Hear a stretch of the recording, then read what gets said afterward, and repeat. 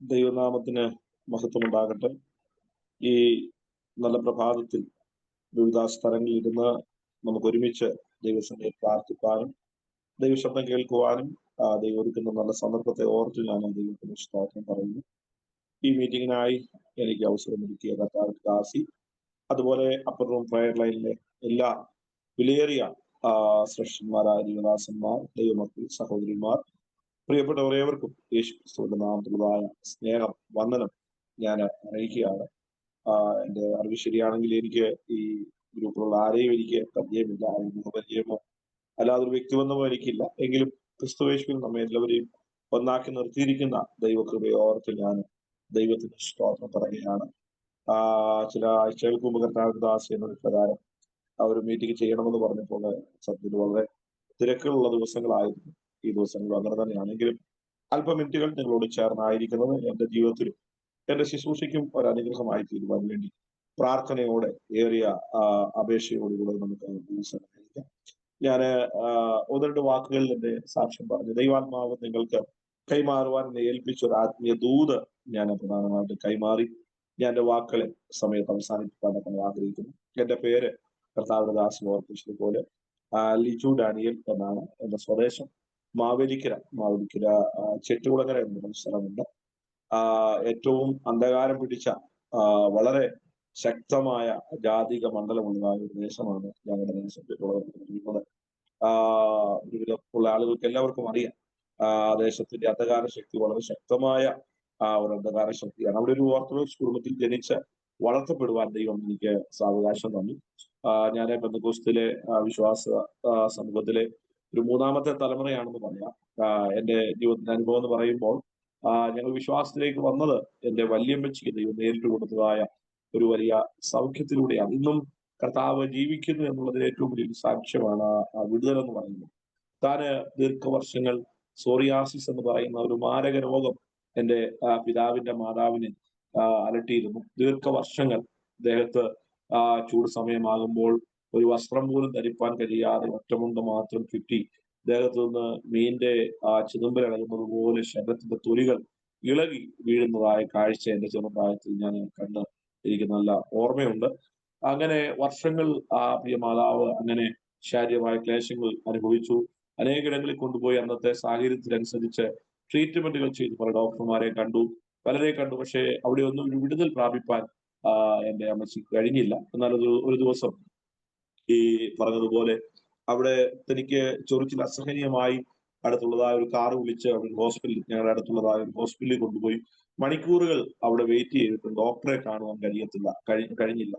കാരണം പ്രിയ മാതാവിനെ സംബന്ധിച്ചിടത്തോളം ഹോസ്പിറ്റലിൽ പുറത്തിറങ്ങിയിരിക്കുവാൻ കഴിയുന്ന ഒരു സാഹചര്യമായിരുന്നില്ല. കാരണം തന്നെ ശരീരം മുഴുവൻ ഇങ്ങനെ വ്യാപകമായി ഇങ്ങനെ പാട പോലെ ഇളകി പോകുന്നത് കൊണ്ട് ഒരു മുണ്ട് മാത്രം ഉടുപ്പിച്ച് ഡോക്ടറെ നേരിട്ട് കാണുന്ന ഒരു കാഴ്ചയായിരുന്നു. അതുകൊണ്ട് മണിക്കൂറുകൾ കാറിൽ ഇരുന്നിട്ടും കാണുവാൻ കഴിയാതെ വേദനയോടെ എൻ്റെ പിതാവിനോട് എൻ്റെ വല്യമ്മച്ചി പറഞ്ഞു, നമുക്ക് വീട്ടിലേക്ക് മടങ്ങിപ്പോകാം എന്ന് പറഞ്ഞു. ആ വാക്ക് എൻ്റെ അമ്മച്ചി പറഞ്ഞനുസരിച്ച് എൻ്റെ പിതാവ് തന്നെ ഭവനത്തിലേക്ക് മടങ്ങിക്കൊണ്ടുവന്നു. എന്നാൽ ഭവനത്തിൽ മടങ്ങിക്കൊണ്ട് വന്നപ്പോൾ തന്നെ ഹൃദയത്തിൽ ഒരു വലിയ ചിന്ത തന്നെ ഭരിച്ചു. ആരെങ്കിലും ഒരു ദൈവദാസനെ വിളിച്ച് പ്രാർത്ഥിപ്പിക്കാം. അന്ന് അവർ ഓർത്തഡോക്സ് പശ്ചാത്തലത്തിലായിരുന്നു.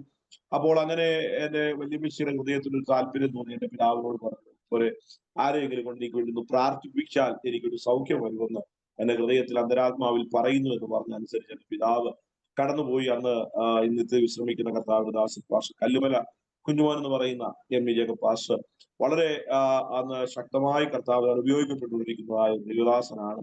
അദ്ദേഹത്തെ ചെന്ന് കാണുകയും ഞങ്ങളുടെ വീടിനത്ത് വളരെ അടുത്തായതുകൊണ്ട് എന്റെ പിതാവുമായിട്ടൊക്കെ വളരെ ബന്ധമുള്ളത് കൊണ്ട്, സ്നേഹബന്ധമുള്ളത് കൊണ്ട് ഉടനെ തന്നെ അദ്ദേഹം എന്റെ ഭവനത്തിലേക്ക് വരികയും എന്റെ വല്യമ്മച്ചിക്ക് വേണ്ടി പ്രാർത്ഥിക്കുകയും ചെയ്തു. ദൈവം അത്ഭുതം എന്ന് പറയട്ടെ, ആ പ്രാർത്ഥിച്ച ആ നിമിഷം തന്നെ തന്റെ ശരീരത്തിന് ദൈവം ഒരു അത്യത്ഭുതം ചെയ്യുവാൻ കൊണ്ടുപിടിയായിരുന്നു. പിന്നീട് തന്റെ ആ ശരീരത്തിൽ ആ രോഗം ഉണ്ടായിട്ടില്ല. താൻ ഒരു തീരുമാനമെടുത്ത് മരിക്കുന്നത് വരെയും കർത്താവിന് വേണ്ടി ജീവിക്കുക മാത്രമല്ല, കർത്താവിന്റെ സന്നിധിയിൽ താൻ സമർപ്പിച്ചു. ഇനിയും ജീവിതത്തിൽ മരിക്കുന്നത് വരെ ഞാൻ മരുന്നെടുക്കുകയില്ല എന്ന് പറഞ്ഞു. പിന്നീട് ഞാൻ ഏകദേശം ഒരു 7 വർഷത്തോളം ജീവിച്ചിരുന്നു. പിന്നീട് ആ മരുന്ന് കഴിക്കുവാനോ അല്ലെങ്കിൽ അങ്ങനെ ശാരീരികമായ പ്രയാസം തന്നെ അലട്ടുവാനോ ദൈവം ഇടവരുത്തിയില്ല. പിന്നെ ഈ കർത്താവിന് വേണ്ടി അനേകരോട് സാക്ഷ്യം പറഞ്ഞ് താൻ കർത്താവിന്റെ സന്നിധിയിൽ വിശ്രമത്തിനായി കടന്നുപോയി. അങ്ങനെ ആ ഒരു അനുഭവത്തിലൂടെയാണ് എന്റെ കുടുംബം, എന്റെ പിതാവിന്റെ 2 സഹോദരങ്ങളുണ്ട്. അവരാരും വിശ്വാസ മാർഗത്തിലല്ല. എങ്കിലും എന്റെ പിതാവ് ഞങ്ങൾ 3 മക്കളാണ്. ഞാൻ മൂത്തയാളാണ്. ദൈവകൃപയാൽ സ്തോത്രം, എന്റെ ചെറുപ്രായത്തിൽ തന്നെ, എന്റെ വളരെ ബാല്യപ്രായത്തിൽ തന്നെ കർത്താവിനെ കണ്ടുമുട്ടുവാനും രക്ഷിതാവും കർത്താവുമായി സ്വീകരിപ്പാനും എന്റെ മാതാപിതാക്കൾ സേവിച്ച ദൈവത്തെ സേവിപ്പാനും കർത്താവ് എനിക്ക് ഭാഗ്യം തന്നു. ജീവിതത്തിൽ വഴിതെറ്റി പോകാവുന്ന ഒത്തിരി സന്ദർഭങ്ങൾ ഉണ്ടായിരുന്നു. രാഷ്ട്രീയ പ്രസ്ഥാനത്തിലേക്കൊക്കെ ഇറങ്ങിപ്പോകേണ്ടതായ സാഹചര്യങ്ങൾ ജീവിതത്തിൽ മുൻപിൽ വന്നപ്പോൾ എനിക്ക് വേണ്ടി പ്രാർത്ഥിക്കുന്ന, ഇന്നും പ്രാർത്ഥിച്ചുകൊണ്ടിരിക്കുന്ന എന്റെ മാതാവുണ്ട്. മാതാവിന്റെ കണ്ണുനീരാണ് എന്നെ ഇന്ന് ശുശ്രൂഷയിൽ നിർത്തുന്നത്. എന്റെ മാതാവ് എന്നും എന്നോട് പറയുമായിരുന്നു, നിന്നെ കുറിച്ച് ദൈവത്തിനൊരു പദ്ധതി ഉണ്ട്, ദൈവത്തിന് ഉദ്ദേശമുണ്ട്, സ്തോത്രം, നിന്നെ ദൈവത്തിന് ഉപയോഗിപ്പാൻ ദൈവത്തിന് ആഗ്രഹമുണ്ട് എന്ന് എല്ലായ്പ്പോഴും എന്നോട് പറയുമായിരുന്നു. എന്റെ വഴികൾ തെറ്റിപ്പോകുന്നു എന്നൊരു ചിന്ത എന്റെ മാതാവിലേക്ക് വന്നപ്പോൾ ഒത്തിരി എനിക്ക് വേണ്ടി കരഞ്ഞു, ഒത്തിരി എനിക്ക് വേണ്ടി പ്രാർത്ഥിച്ചു. ആ മാതാവിന്റെ പ്രാർത്ഥന ദൈവകൃപയാൽ മാന്യമായ വിദ്യാഭ്യാസം കർത്താവ് തന്നു. കേരള യൂണിവേഴ്സിറ്റിയിൽ നിന്ന് മാസ്റ്റർ ഡിഗ്രി ഒക്കെ എടുത്ത് സ്തോത്രം എന്ത് ചെയ്യണമെന്ന് ഇങ്ങനെ ചിന്തിച്ചുകൊണ്ടിരുന്നപ്പോൾ ദൈവത്തിന്റെ ആത്മാവ് ഒരു പ്രവാചകനും പറഞ്ഞിട്ടല്ല, ഒരു വ്യക്തിയും എന്നോട് ആലോചന പറഞ്ഞിട്ടില്ല, എന്റെ മാതാവിന്റെ പ്രാർത്ഥനയും ദൈവത്തിന്റെ ശക്തമായ നിയോഗവും നിമിത്തം ഞാൻ കർത്താവിന്റെ വേലയ്ക്ക് വേണ്ടി സമർപ്പിപ്പാൻ തക്കോണം ഇവിടെയായി തീർന്നു. ഏകദേശം 25-ൽ പരം വർഷമായി കർത്താവിന്റെ മഹത്വമുള്ള വേല ചെയ്യുവാൻ ദൈവം എന്നെ പ്രാപ്തനാക്കുന്നു. അനേക രാജ്യങ്ങളിൽ കടന്നു പോകുവാനും കർത്താവിനെ പ്രസംഗിപ്പാനും അനേകരോട് നിത്യദിന സുവിശേഷം അറിയിപ്പാനും അനേക ഭവനങ്ങളിൽ പോയി പ്രാർത്ഥിപ്പാനും ഒക്കെ ദൈവം ഈ തലമുറയിൽ ഉപയോഗിക്കുന്നത് ഓർത്ത് ഞാൻ സകല മാനവും മഹത്വവും ദൈവത്തിന് അർപ്പിക്കുകയാണ്. ഞാനിപ്പോൾ പന്തളം എന്ന് പറയുന്ന സ്ഥലത്ത്, പത്തനംതിട്ട ജില്ലയിൽ പന്തളം എന്ന് പറയുന്ന സ്ഥലത്ത് പൂഴിക്കാട് ചർച്ച് ബോർഡ് സഭയുടെ ശുശ്രൂഷകനായിരിക്കുന്നു. 2ാമത്തെ വർഷമാണ്. എനിക്ക് ഭാര്യയുണ്ട്, 2 പെൺകുഞ്ഞുങ്ങളാണ്. മൂത്തവൾ 10ൽ പഠിക്കുന്നു. പ്രത്യേകം ഞാൻ പ്രയർ ലൈനിലുള്ളതായ സഹോദരിമാരോട് പ്രാർത്ഥന അപേക്ഷിക്കുകയാണ്. അവളുടെ പരീക്ഷ ദൈവം വെച്ചാൽ മാർച്ച് മാസം 3-ാം തീയതി ആരംഭിക്കുകയാണ്. ബോർഡ് എക്സാം ആരംഭിക്കുകയാണ്. അടുത്ത മാസം മോഡൽ എക്സാം ആണ്. പ്രത്യേകം നിങ്ങൾ പ്രാർത്ഥിക്കുമ്പോൾ, എന്റെ മകളുടെ പേര് ആൻ എന്നാണ്, ആൻ തങ്കം ലിജു എന്നാണ്. അവളെ ഓർത്ത് ദയവായി അവളുടെ പേര് കൂടെ വെച്ച് ദയവായി നിങ്ങൾ അനേക കുഞ്ഞുങ്ങൾക്ക് വേണ്ടി പ്രാർത്ഥിക്കുമ്പോൾ എന്റെ മകൾക്ക് വേണ്ടി പ്രാർത്ഥിക്കണം. ഇളയ മകള് 5ാം ക്ലാസ്സിൽ പഠിക്കുന്നു. ഞങ്ങൾ അനുഗ്രഹിക്കുന്നതായ ഒരു കുടുംബം ദൈവം നിങ്ങൾക്ക് തന്നിട്ടുണ്ട്. കർത്താവിന്റെ വേലയിൽ ഒരുമിച്ച് പ്രവർത്തിപ്പാൻ, എന്നോട് ചേർന്ന് നിന്ന് പ്രവർത്തിപ്പാനും പ്രാർത്ഥിപ്പാനും എന്റെ പ്രിയപ്പെട്ടവളുടെ പേര് ഗ്രേസ് എന്നാണ്. അവൾ ഒരു ദൈവദാസന്റെ മകളാണ്. ചർച്ചുകളിലെ ഒരു സീനിയർ പാസ്റ്റർ ആയിരിക്കുന്ന പാസ്റ്റർ KT വർഗീസ് എന്ന് പറയുന്ന, അനേകയിടങ്ങളിൽ സെൻട്രൽ പാസ്റ്ററായിട്ടൊക്കെ ഇരുന്നിട്ടുള്ള KT വർഗീസ് എന്ന് പറഞ്ഞ പാസ്റ്റർ മകളെയാണ് ഞാൻ വിവാഹം ചെയ്തിരിക്കുന്നത്. ഒരുപക്ഷെ നിങ്ങൾ ആർക്കെങ്കിലും അദ്ദേഹത്തെ അറിയാമായിരിക്കാം. അങ്ങനെ ദൈവം ഇതുവരെ നിർത്തി പരിപാലിക്കുന്നു. അതാണ് എന്റെ സാക്ഷ്യം. ദൈവം ഒത്തിരി അത്ഭുതങ്ങളിലൂടെയാണ് ഈ തലമുറയിൽ നയിച്ചുകൊണ്ടിരിക്കുന്നത്. അർഹിക്കാത്തതും ചിന്തിക്കാത്തതുമായ ഒത്തിരി ദൈവിക പദ്ധതികൾ ദൈവം ചെയ്യുന്നത് ഓർത്ത് ഞാൻ ദൈവത്തിന് സ്തോത്രം പറയുന്നു. ഞാൻ ഒരു ചിന്ത ഇന്ന് പകൽ, പ്രത്യേകിച്ച് ഇതൊരു പ്രാർത്ഥന ഗ്രൂപ്പ് ആയതുകൊണ്ട് മറ്റൊരു ചർച്ചിന്റെ സൂമോ അല്ലെങ്കിൽ അങ്ങനെയുള്ളതായ ഒരു സൂം അല്ല, ഇതൊരു പ്രയർ ഗ്രൂപ്പിന്റെ സൂം ആയതുകൊണ്ട് ആ തരത്തിലൊരു ചിന്ത ദൈവത്തിന്റെ പരിശുദ്ധാത്മാവ് നിങ്ങൾക്ക് കൈമാറുവാൻ എന്നെ ഏൽപ്പിച്ചത് ഒരു ദൈവവചന ചിന്തയിലൂടെ നിങ്ങളുമായി പങ്കുവെച്ച് എന്റെ വാക്കുകളെ തക്ക സമയത്ത് അവസാനിപ്പിക്കാൻ തക്കവണ്ണം ആഗ്രഹിക്കുന്നു. ദൈവവചന ചിന്തയ്ക്കായി ഇയ്യോബിന്റെ 21-ാം അധ്യായം അതിന്റെ 21-ാം അധ്യായം അതിന്റെ 15-ാമത്തെ വാക്യം, 21-ാം അധ്യായം അതിന്റെ 15-ാമത്തെ വാക്യം, ഇയ്യോബിന്റെ പുസ്തകം 21-ാം അധ്യായം അതിന്റെ 15-ാമത്തെ വാക്യം ഞാൻ വായിക്കുന്നു. ഞങ്ങൾ സർവശക്തനെ സേവിപ്പാൻ അവനോട് പ്രാർത്ഥിച്ചാൽ എന്ത് പ്രയോജനം എന്ന് പറയുന്നു. സ്തോത്രം. ഞാൻ പറഞ്ഞല്ലോ ആദ്യമേ, ഒരു ചർച്ചിന്റെ സൂമോ അല്ലെങ്കിൽ ഒരു മറ്റൊരു തരത്തിലുള്ളതായ സൂമല്ല. നാം പ്രാർത്ഥിക്കുന്ന അല്പജനമായി ഒരുമിച്ച് കൂടിയിരുന്ന് അല്പനിമിഷങ്ങൾ ദൈവനെ ചിന്തിക്കുമ്പോൾ പ്രാർത്ഥനയോട് ബന്ധപ്പെട്ട് ദൈവത്തിന്റെ പരിശുദ്ധാത്മാവിനെ ഹൃദയത്തിൽ തന്നതായ ഒരു ചിന്ത ഞാൻ വേഗത്തിൽ പറഞ്ഞ് ഞാൻ നിങ്ങൾക്ക് വേണ്ടി പ്രാർത്ഥിച്ച് ഈ മീറ്റിംഗ് അവസാനിപ്പിക്കാൻ ആഗ്രഹിക്കുന്നു. അവിടെ ഇങ്ങനെയാണ് വായിച്ചത്. Book of Job chapter 21 verse 15, 15-ാമത്തെ വാക്യം. ഞങ്ങൾ സർവശക്തനെ സേവിപ്പാൻ അവനോട് പ്രാർത്ഥിച്ചാൽ എന്ത് പ്രയോജനം എന്ന് പറയുന്നു. 2 ചോദ്യങ്ങളാണ് നമ്മൾ അവിടെ വായിച്ചു കേൾക്കുവാൻ ഇവിടെ ആയിത്തുന്ന 2 ചോദ്യങ്ങൾ. ഒന്ന്, നിന്റെ ദൈവം ആരാണ്? അവനോട് പ്രാർത്ഥിച്ചാൽ എന്ത് പ്രയോജനം എന്ന് പറയുന്നു.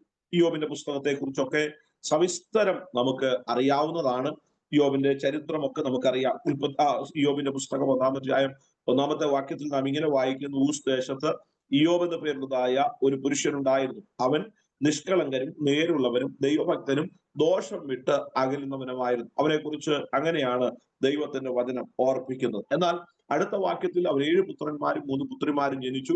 7000 ആട്, 3000 ഒട്ടകം, 500 കാള, അങ്ങനെ വലിയ ദാസി ജനവുമായി വലിയൊരു സമ്പത്തുള്ളതായ ആ കാലഘട്ടത്തിലെ ബഹുധനാഢ്യനായ ഒരു മനുഷ്യനായിട്ടാണ് യോബിനെ വേദപുസ്തക ചരിത്രം പഠിപ്പിക്കാൻ കൊണ്ടവിടെയായി തീർന്നത്. ഞാൻ പലപ്പോഴും പറയാറുണ്ട്, യോബിന്റെ ആ പുസ്തകത്തിൽ ദൈവത്തിന്റെ പരിശുദ്ധാത്മാവിന് തെറ്റുപറ്റിയില്ല. കാരണം ആ 1-ാമത്തെ വാക്യം കൃത്യമായി പറയുന്നു, ഉസ്ദേശത്ത് യോബ് എന്ന് പേരുള്ളതായ ഒരു പുരുഷൻ ഉണ്ടായിരുന്നു. അവൻ ദൈവഭക്തനായിരുന്നു, നിഷ്കളങ്കനായിരുന്നു, നേരുള്ളവനായിരുന്നു, ദോഷം വിട്ടകലുന്നവനായിരുന്നു. എന്നിട്ടാണ് 2-ാമത്തെ വാക്യത്തിലേക്ക് വരുമ്പോൾ 7 പുത്രന്മാരും 3 പുത്രിമാരും ജനിച്ചു. 7000 ആട്, 3000 ഒട്ടകം, 500 കാള, 500 പെൺകരുതയുമായി വലിയൊരു ദാസ ജനവും യോബിനുണ്ടായിരുന്നു. ദൈവത്തിന്റെ ആത്മാവിന് തെറ്റുപറ്റിയില്ല എന്ന് ഞാൻ പറഞ്ഞതിന് കാരണം ഇതാണ്. ഒരിക്കലും തെറ്റുപറ്റുകയില്ല. ഇവിടെ തീരെ തെറ്റുപറ്റിയിട്ടില്ല. കാരണം മനുഷ്യൻ ഒരു മനുഷ്യനെ നോക്കുന്നതും ദൈവം ഒരു മനുഷ്യനെ നോക്കുന്നതും തമ്മിൽ ശരിക്കും വ്യത്യാസമുണ്ട്. ഈ ഭാഗം നാം പഠിച്ചാൽ മാനുഷികമായ ബുദ്ധി കൊണ്ടോ മാനുഷികമായ അറിവ് കൊണ്ടോ മാനുഷികമായ ജ്ഞാനം കൊണ്ടോ ആയിരുന്നു തിരുവെഴുത്ത് എഴുതിയിരുന്നെങ്കിൽ 2-ാമത്തെ വാക്യം അല്ലെങ്കിൽ 3-ാമത്തെ വാക്യം ആദ്യം കയറി വന്നതിന് യോബ് എന്ന് പറയുന്നതായ ഒരു പുരുഷനുണ്ടായിരുന്നു. അവന് ഇന്ന സമ്പത്തുണ്ടായിരുന്നു. ഒരു കാര്യം എന്നെ കേൾക്കുന്ന ദൈവമക്കൾ എല്ലാവരും മനസ്സിലാക്കിയിരിക്കണം. ദൈവം മനുഷ്യനെ നോക്കുന്നതും മനുഷ്യൻ മനുഷ്യനെ നോക്കുന്നതും തമ്മിൽ വ്യത്യാസമുണ്ട്. മനുഷ്യൻ പുറമേ ഉള്ളത് നോക്കുന്നു എന്ന് വെച്ചാൽ ഈ ലോകത്തിലെ സമ്പത്തുകളും ഈ ലോകത്തിലെ വസ്തുവകകളും ഈ ലോകത്തിലെ സ്ഥാനങ്ങളും മാനങ്ങളും ഒക്കെ മനുഷ്യൻ നോക്കുമ്പോൾ സ്വർഗത്തിലെ ദൈവത്തിന് നാം ഇവിടെ എന്താണെന്നോ എങ്ങനെയാണെന്നോ ഇവിടുത്തെ നമ്മുടെ വസ്തുവകകളോ നാം ഇവിടെ ആരൊക്കെയാണെന്നോ നമുക്കിവിടെയൊക്കെ എന്തെല്ലാം സ്ഥാനങ്ങളും മാനങ്ങളും ഉണ്ട് എന്നുള്ളത് ദൈവത്തിന് ഒരു വിഷയമല്ല. ദൈവം നോക്കുന്നത് നമ്മുടെ ഹൃദയങ്ങളെയും അന്തരേന്ദ്രിയങ്ങളെയുമാണ്. സ്തോത്രം. അതാണ് സ്തോത്രം. അവർ ഉൾപ്പൂവുകളെയും ആരാഞ്ഞറിയുന്ന ദൈവമാണെന്ന് സ്തോത്രം അതേ നാം വായിക്കുന്നു. 119 സങ്കീർത്തനത്തിൽ സങ്കീർത്തനക്കാരൻ പറയുന്നു, ഞാൻ ഇരിക്കുന്നതും എഴുന്നേൽക്കുന്നതും ഞാൻ കിടക്കുന്നതും നടക്കുന്നതും എന്റെ ഹൃദയത്തിലെ വിചാരങ്ങൾ പോലും നീ ദൂരത്തു നിന്ന് ഗ്രഹിക്കുന്ന ദൈവമാണ്. സ്വർഗത്തിൽ പോയാൽ പാതാളത്തിൽ കിടക്ക വിരിച്ചാൽ അവിടെയൊക്കെ നമ്മെ കാണുന്ന ഒരു ദൈവമുണ്ട്. അതുകൊണ്ട് ഞാൻ എപ്പോഴും പറയുന്ന ഒരു കാര്യമുണ്ട്, പ്രിയമുള്ളവരെ, നമ്മുടെ പുറമേ ഉള്ളതായ അതേ സ്തോത്രം ഒന്നുമല്ല ദൈവത്തിന് വിഷയം. നമ്മുടെ ഹൃദയങ്ങളെയും അന്തരേന്ദ്രിയങ്ങളെയും ശോധന കഴിക്കുന്ന ഒരു ദൈവമുണ്ട്. അങ്ങനെ ഭക്തനായ യോബ്, നമുക്കറിയാം സ്തോത്രം, ഞാൻ ഒന്ന് ഓടിച്ച് ഞാൻ ആ ഭാഗത്തൊരു ഒരു ബേസ് ഞാൻ ആ ഭാഗത്തിനുണ്ടാക്കി, ഒരു ഫൗണ്ടേഷൻ ഉണ്ടാക്കി ഞാൻ ഉദൂദിന്റെ പ്രസക്തമായ ഭാഗത്തേക്ക് വരികയാണ്. അങ്ങനെ യോബിന്റെ ജീവിതത്തിന്റെ വലിയ കഷ്ടതയിലൂടെ പ്രതിസന്ധിയിലൂടെ അവൻ കടന്നു പോകുന്നതായ ദിവസങ്ങൾ സ്തോത്രം 1-ാം അധ്യായത്തിൽ നാം വായിക്കുമ്പോൾ സ്തോത്രം നാം അവിടെ ഇങ്ങനെ വായിക്കുമ്പോൾ ഒറ്റ ദിവസം കൊണ്ട് തന്റെ ജീവിതത്തിൽ 4 താഴ്ചകൾ സംഭവിച്ചതായി നമുക്കവിടെ ഗ്രഹിക്കുവാൻ തക്കോണം കഴിയുന്നു. 4 താഴ്ചകൾ. അത് ഒക്കെ വിവരിക്കണമെങ്കിൽ മണിക്കൂറുകൾ സമയമെടുക്കണം. ഒന്ന്, തനിക്കുണ്ടായിരുന്നതായ സകല സമ്പത്തും അത് സ്തോത്രം കൽദയർ വന്ന് പിടിച്ചുകൊണ്ടുപോയി. തന്റെ സ്തോത്രം മൃഗസമ്പത്തുകളെ, തന്റെ കന്നുകാലികളെ, തന്റെ ഒട്ടകങ്ങളെ, തന്റെ ആടുമാടുകളെ ഒക്കെ കൽദയർ വന്ന് പിടിച്ചുകൊണ്ടുപോയി. തന്റെ സമ്പത്ത് കൊള്ളയിട്ടതായി നാം അവിടെ കാണുന്നു. 2-ാമത്തെ ഭാഗം നാം ചിന്തിക്കുമ്പോൾ തനിക്കുണ്ടായിരുന്നതായ 10 തലമുറകൾ, 7 ആണും 3 പെണ്ണും ഒറ്റ ദിവസം കൊണ്ട് ഒരു കൂടാരം തകർന്ന് അവർ മരിക്കുവാൻ തക്കോണം ഇവിടെയായി തീർന്നു. തന്റെ 10 കുഞ്ഞുങ്ങളുടെ ഡെഡ് ബോഡി കൊണ്ടുവന്ന് ഭവനത്തിന്റെ മുൻപിൽ വെച്ച് നിരത്തി കിടത്തി. അതിന് സ്തോത്രം നോക്കി നിന്നിട്ട് ഭക്തനായ യോബ് പറയുന്ന ഒരു പദം ഇങ്ങനെയാണ്, യഹോവ തന്നു, യഹോവ എടുത്തു, അവന്റെ നാമം വാഴ്ത്തപ്പെടുമാറാകട്ടെ. അതിലും യോബ് ദൈവത്തോട് ഒന്നും മറുത്തു പറഞ്ഞില്ല. 3-ാമത് നാം ശ്രദ്ധിക്കുമ്പോൾ ഇങ്ങനെ നമുക്ക് കാണുവാൻ തൊട്ടാണ് സാധിക്കുന്നത്. ഒരു മനുഷ്യന്റെ ഏറ്റവും വലിയ സമ്പത്തൊന്ന് എന്നോട് ചോദിച്ചാൽ ഞാൻ പറയും ആരോഗ്യമുള്ള ശരീരമാണ്. ശരീരമുണ്ട്, സൗന്ദര്യമുണ്ട്, പണമുണ്ട്, പക്ഷേ ശരീരത്തിന് ആരോഗ്യമില്ലെങ്കിൽ, ശരീരത്തിന് സൗഖ്യമില്ലെങ്കിൽ മറ്റെന്തുണ്ടായിട്ടും കാര്യമില്ല.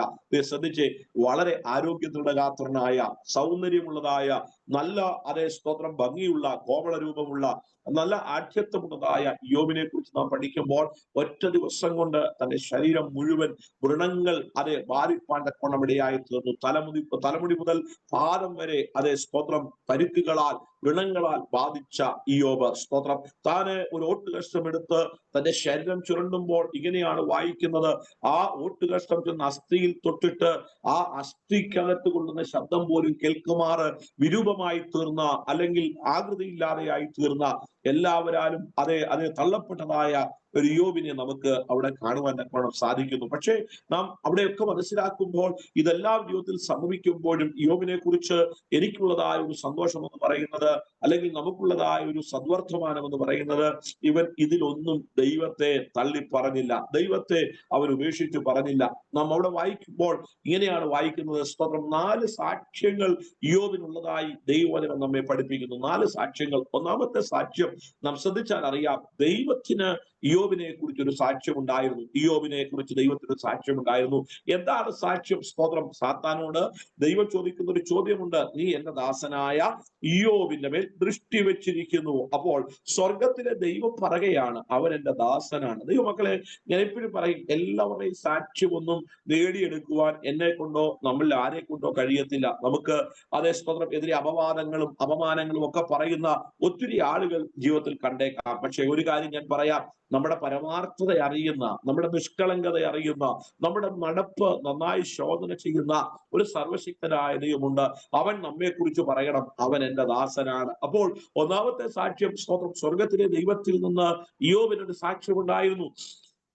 രണ്ടാമത്തെ സാക്ഷ്യം എന്ന് പറയുന്നത് നാം മനസ്സിലാക്കുമ്പോൾ, നാം പഠിക്കുമ്പോൾ അവിടെ ഇങ്ങനെയാണ് കാണുന്നത്.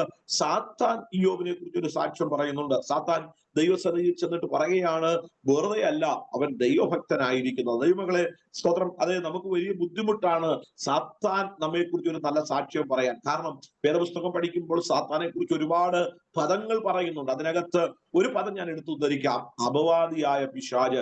ആരെക്കുറിച്ചും അപവാദം പറയുവാൻ, ആരെക്കുറിച്ചും ലജ്ജ പറയുവാൻ, ആരെക്കുറിച്ചും വേണ്ടാതീനം പറയുവാൻ നാക്കു വളയ്ക്കുന്ന സാത്താൻ പോലും യോബിന്റെ സാക്ഷ്യത്തിൽ വിറയ്ക്കുവാൻ കൊണ്ടവിടെയായി തീർന്നു. അവനെ കുറിച്ച് പറയുകയാണ്, വെറുതെയല്ല അവൻ ദൈവഭക്തനായിരിക്കുന്നു. അപ്പോൾ സാത്താന് യോബിനെ കുറിച്ച് ഒരു നല്ല സാക്ഷ്യം ഉണ്ടായിരുന്നു. മൂന്നാമത്തെ സാക്ഷ്യം ഞാൻ ഇങ്ങനെ പറയാം: ദേശത്ത് യോബിനൊരു നല്ല സാക്ഷ്യം ഉണ്ടായിരുന്നു. തന്റെ കൂട്ടുപ്രവർത്തകരുടെ ഇടയിൽ, തന്റെ കൂട്ടുകാരുടെ ഇടയിൽ, തന്റെ സ്നേഹിതന്മാരുടെ ഇടയിൽ യോബിനെ കുറിച്ച് അവർക്കൊരു മാന്യതയുണ്ടായിരുന്നു, അവനൊരു മതിപ്പുണ്ടായിരുന്നു, അവനെ കുറിച്ച് അവർക്കൊരു നല്ല സാക്ഷ്യമുണ്ടായിരുന്നു. അതുകൊണ്ടാണ് താൻ രോഗിയായി കിടക്കുന്നു എന്ന് പറഞ്ഞപ്പോൾ അവന്റെ സ്നേഹിതന്മാർ വളരെ ദൂരദിക്കിൽ നിന്ന് യോബിനെ കാണുവാനായി വന്നതായി ദൈവവചനം നമ്മെ പഠിപ്പിക്കുന്നു. അവന്റെ സ്നേഹിതന്മാർ, അവരെ കുറിച്ചൊക്കെ നമുക്കറിയാം, എലീഫസ് ഉൾപ്പെടെ.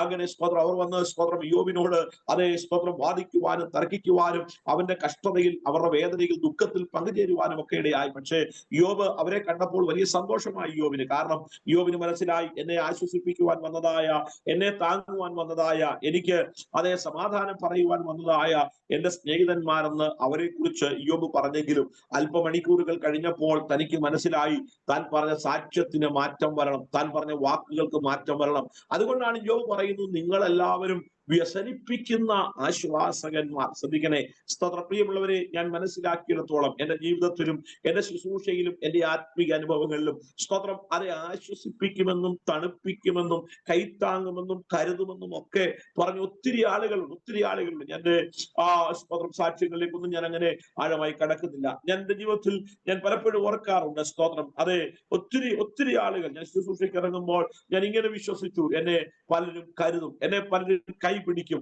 എന്നെ പലരും ആശ്വസിപ്പിക്കും, എനിക്ക് വേണ്ടി പലരും വഴികൾ തുറക്കും. പക്ഷേ കുറെ കാലങ്ങൾ കഴിഞ്ഞപ്പോൾ ശുശ്രൂഷയുടെ അതേ സ്തോത്ര തലങ്ങളിലേക്ക് വന്നപ്പോൾ എനിക്ക് മനസ്സിലായി, ആ ചിന്തകളൊക്കെ വ്യർത്ഥമാണ്. പ്രിയമുള്ളവരെ, കൈപിടിച്ചുയർത്തേണ്ടവരും ആശ്വസിപ്പിക്കേണ്ടവരും കൈത്താങ്ങൽ തരേണ്ടവരും രാത്രിയെന്നോ പകലെന്നോ ഇല്ലാതെ സ്തോത്രം ജീവിതത്തിന്റെ നല്ല ഭാഗങ്ങൾ ചിലവഴിച്ച് പലർക്കും വേണ്ടി ഓടിയതും അധ്വാനിച്ചതും പ്രയത്നിച്ചതും ഒക്കെ വൃഥാവായി പോയെന്ന് മനസ്സിലാക്കിയ നാളുകളുണ്ട്. അവിടെയാണ് ഞാൻ മനസ്സിലാക്കുന്നത്, വ്യസനിപ്പിക്കുന്ന ആശ്വാസകന്മാർ, ആശ്വാസം തരണ്ട, കൈത്താങ്ങൽ തരണ്ട, സ്നേഹിക്കേണ്ട, കരുതേണ്ട പലരും നമ്മുടെ കുടുംബങ്ങളിലോ, നമ്മുടെ ചർച്ചക്കാരിലോ, നമ്മുടെ സഭാമണ്ഡലങ്ങളിലോ, നമ്മുടെ ആത്മീക തലങ്ങളിലൊക്കെ അവരെ കുറിച്ചൊക്കെ യോബിന്റെ ഭാഷയിൽ പറഞ്ഞാൽ വ്യസനിപ്പിക്കുന്ന ആശ്വാസകന്മാരാ. ഈ കാലഘട്ടങ്ങളിലും എനിക്ക് പറയുവാൻ കഴിയുന്ന ഒരു കാര്യമുണ്ട്, പല തലങ്ങളിലും പല ആളുകളെയും മനസ്സിലാക്കുമ്പോൾ അവരൊക്കെ കാര്യസാധ്യത്തിനും സ്തോത്രം അവരുടെ സ്വന്തം താല്പര്യങ്ങൾക്കും വേണ്ടി മാത്രം നമ്മെ ഉപയോഗിച്ച് കാര്യങ്ങൾ കഴിയുമ്പോൾ വലിച്ചെറിയുന്ന അനുഭവങ്ങൾ കണ്ടേക്കാം. അത് സ്വന്തം കുടുംബത്തിൽ നിന്നായിരിക്കാം, ശുശ്രൂഷയിൽ സഭാമണ്ഡലങ്ങളിൽ നിന്നായിരിക്കാം, അല്ലെങ്കിൽ നമ്മുടെ കൂട്ടുപ്രവർത്തകരിൽ നിന്നായിരിക്കാം. പക്ഷേ ഒരു കാര്യം ഞാൻ പറയാം ദൈവമക്കളെ, നാം ആരും ഭാരപ്പെടേണ്ട കാര്യമില്ല. നമ്മെ മാറോട് ചേർക്കുന്ന ഒരു കർത്താവുണ്ട്, നമ്മെ സ്നേഹിക്കുന്ന ഒരു കർത്താവുണ്ട്. ആരെല്ലാം നിന്നെ അകറ്റി നിർത്തിയാലും, ആരെല്ലാം നിന്നെ ചേർത്ത് നിർത്തിയില്ലെങ്കിലും, ഇന്ന് പകൽ ഞാൻ ആത്മാർത്ഥമായി പറയട്ടെ, എന്റെ ജീവിതത്തിന്റെ അനുഭവങ്ങളിൽ ഞാൻ പലപ്പോഴും ഓർക്കാറുണ്ട്. ശുശ്രൂഷയിൽ അതേ തലങ്ങളിൽ കയറിപ്പോകേണ്ട മണ്ഡലങ്ങൾ പലതുമുണ്ട്. പക്ഷേ അവിടെ കൈപിടിച്ച് കയറ്റേണ്ടവർ തന്നെ ചവിട്ടി ഒതുക്കുവാൻ ശ്രമിച്ച നാളുകളുണ്ട്. പക്ഷേ അവിടെ ഒന്നും തമ്പുരാൻ ലജ്ജിപ്പിച്ചില്ല. ഒരുത്തന്റെ മുമ്പിൽ തലകുനിക്കാതെ ഇന്നുവരെയും അഭിഷേകത്തോടെ അധികാരത്തോടെ ശുശ്രൂഷിപ്പാൻ ദൈവം ഇടയാക്കിയെങ്കിൽ അതിനൊറ്റ കാരണം, വ്യസനിപ്പിക്കുന്ന ആശ്വാസകന്മാരുടെ നടുവിൽ ആശ്വസിപ്പിക്കുന്ന ഒരു കർത്താവ് എനിക്കും നിങ്ങൾക്കും വേണ്ടി ഉണ്ട് എന്നുള്ള സത്യം തിരിച്ചറിയുവാൻ കഴിഞ്ഞപ്പോൾ എനിക്ക് മനസ്സിലായി, ലോകം മുഴുവൻ എതിരാണെങ്കിലും തമ്പുരാൻ അനുകൂലമായാൽ മതി. പക്ഷെ ലോകം മുഴുവൻ കൂടെ നിന്നാൽ തമ്പുരാനെതിരായി മാറിയാൽ, തമ്പുരാൻ അനുകൂലമല്ലാതെ മാറിയാൽ നമുക്കൊന്നും ചെയ്യുവാൻ കഴിയത്തില്ല. അതുകൊണ്ടാണ് പത്രോസ് പറഞ്ഞു, നിന്നെ കൂടാതെ, കർത്താവ് പറഞ്ഞു, എന്നെ കൂടാതെ നിങ്ങൾക്കൊന്നും ചെയ്യുവാൻ കഴിയത്തില്ല.